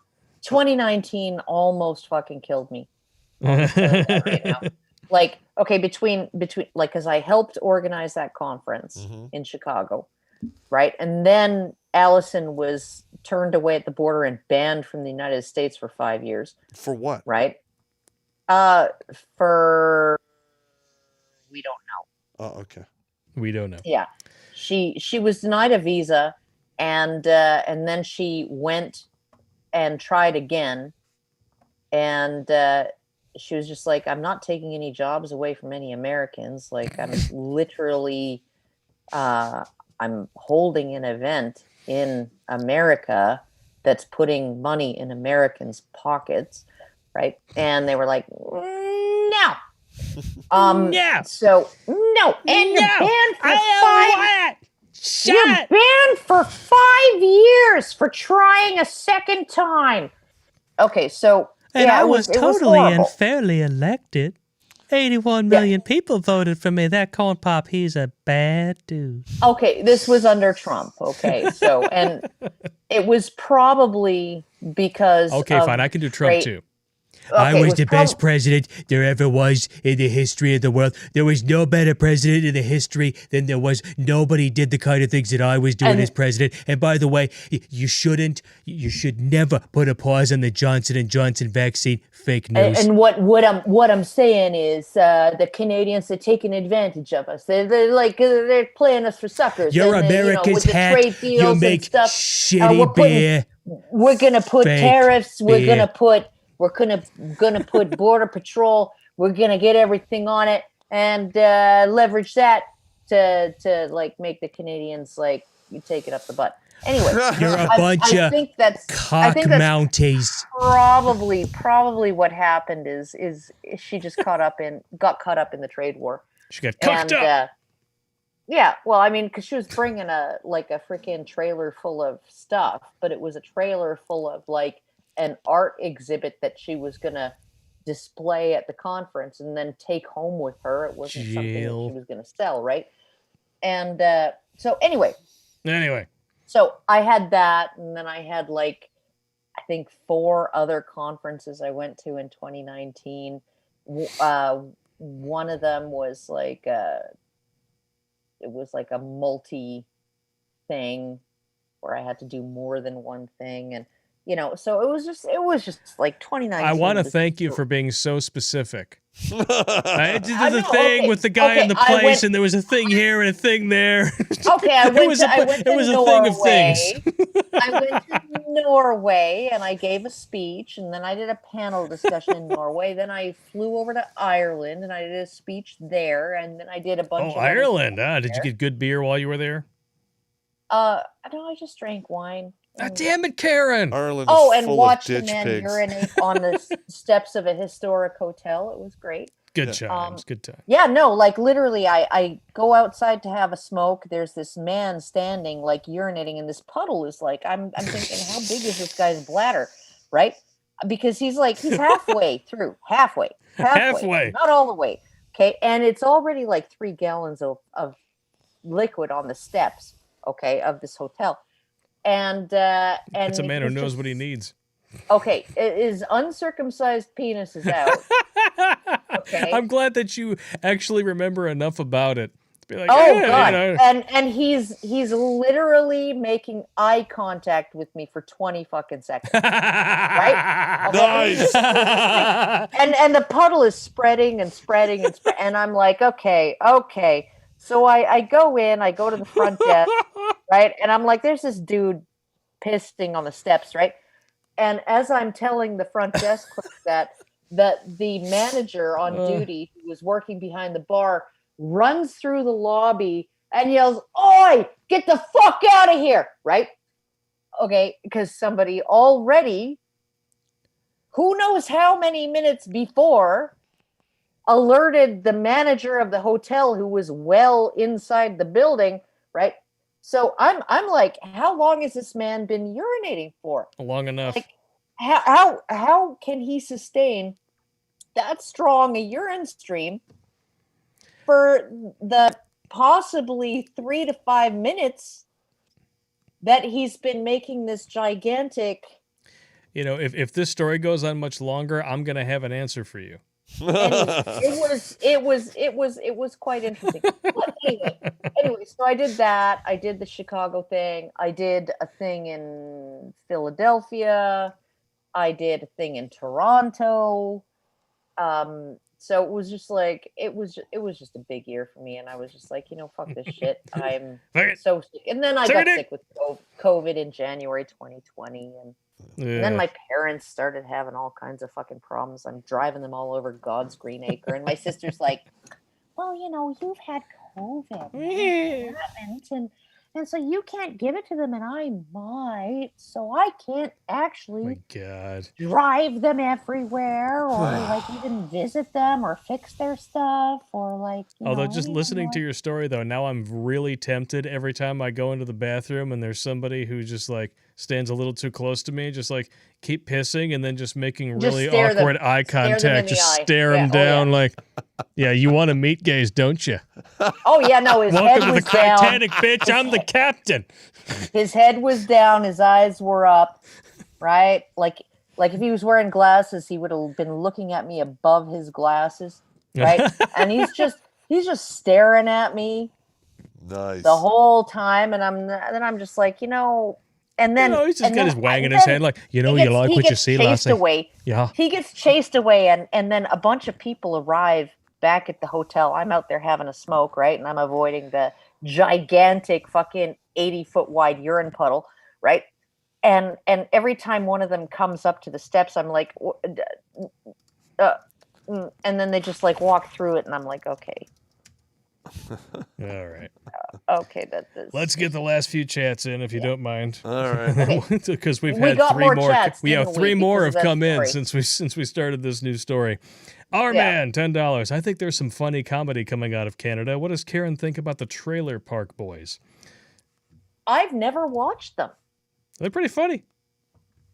Yeah, but one of the stars falsely accused a Canadian celebrity of sexually assaulting her. So. Shocker. Oh yeah, shocker. Yeah, I'm like super. But women never lie about that. Yeah. It was the trial of the century. He was acquitted, rightly so. He chose trial by judge. I bet you if Derek Chauvin had chosen trial by judge, he would have been acquitted. I doubt it. No, I can almost guarantee it, because juries don't have to justify their decisions. Judges do. Meh. They actually have to write a decision and write out their reasoning, and they don't want to be overturned. And so if you have a case that's based on legal principles, due process, and the evidence alone and not emotion, you want a judge. All right. Yeah. All right. We got Tim Reuter, $20. Love your work, guys. Used to live in Berkeley. SP on purpose. Huh. Berkeley. Yeah. Back in the day. Who would live there? I still own a house there my mother lives in. I don't. That's where we shot the Purple Heart's Final Beat. Yeah. That's right. Steve Conlon with €5. Love. Oh, that was a nice house. Jolly old England. Jolly old England, yes. It was a pretty good house. The food sucks there. And the women are ditch pigs. No. The fish and chips are good. Yeah. Everything I like else fish and sucks. chips. The women in Ireland were ditch pigs. Oh, that's right. That's right. I'm sorry. Some women in England were different accents, different ditch pigs. But yeah, when I went to Ireland to drink their warm beer, every woman I saw was just wrecked. God. Well, that hotel manager in Ireland introduced me to his grandfather. One last question for Karen from Starscream. Karen, did you see Jessica Valenti's tweet about her husband? Because she had to work from home, she finally saw her husband work. She was shocked at how hard and how much he worked. She said it made her hot. Oh, well, yeah, of course it would. I always knew that my husband worked hard, whether he was working at like a tech startup or like a major infrastructure company or at a bakery, graveyards, or all, wherever he worked, on a sort of a contract basis on a research project, all of those things. I always knew he worked very hard. And now the only difference is I get to bring him coffee and he doesn't have to microwave his lunch. Well, that's good. Do you spend some time under his desk as his secret secretary? No, I do not. Oh, come on, Karen. Okay, do you want the lights to go out in New Jersey or what? No. Well, what does that have to do with anything? One typo. One typo. Okay. And we're launching salvos of nuclear missiles. Point conceded. Oh no! This is like he's got one of those jobs. It's just like it's excruciatingly boring. Okay. But at the same time, constantly terrifying. It's okay. Just put some barbecue sauce on it. No, it's all good. Whatever. You ever see Swordfish?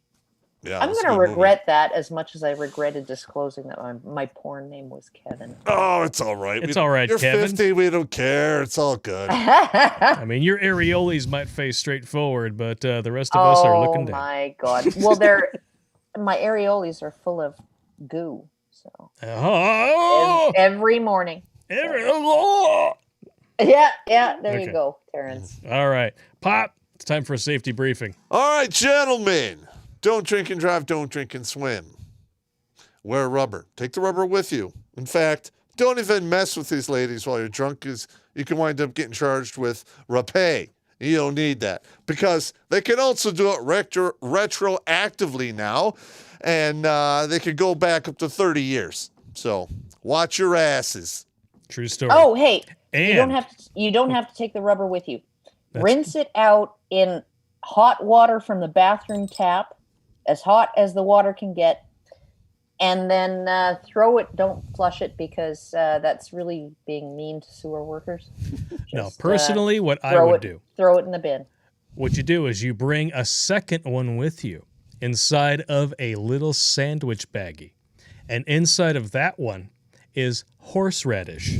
Nice. You take that one, put that one in the trash, and then you take the real one with you. Oh, if she calls up, you'll get charged with assault for that. No, you won't, because then she would have to explain why she picked it out of the trash and rubbed it all up in her coochie. Yeah, but that's not a crime. Trying to sperm jack someone is not a crime either. But hey, the thing is, neither is leaving a condom in the trash that has horseradish in it. If she picks it up out of the trash and tries to make use of it, that's not assault. That's stupidity. I'm just saying. I have a feeling you would be protected by embarrassment. Yes, because it doesn't matter how much that hurts. Nobody is going to want to have to explain to a judge, let alone their OBGYN, how they wound up with horseradish in their cooch. You're telling me this when there's a warning label on curling irons that says for external use only. Point taken. Yes. But if you are one of those people who are rioting currently in Minneapolis, even though you got the verdict that you wanted, you, 3 of them, all your motherfucking friends, nigga. Give a fuck if y'all in kindergarten, I'll whoop y'all motherfucking ass. That's why Santa Claus ain't real, bitch. That's why I fucked your mama. I'll fuck up all your kids. I don't care, goddammit. Huh? Prove it to me. Prove it to me. That's why you ain't going to Disney World, bitch. Fuck you and your friends. Fuck all y'all. That's right. Is that Daddy of 5? No. That video's like 9 years old, but it's a classic. Yeah. So y'all have a good night. We will see you Thursday, 8 p.m. Eastern, right back here on YouTube, Facebook, Twitch, DLive, and MGTOW.tv. Amen! Amen. And a women. Where?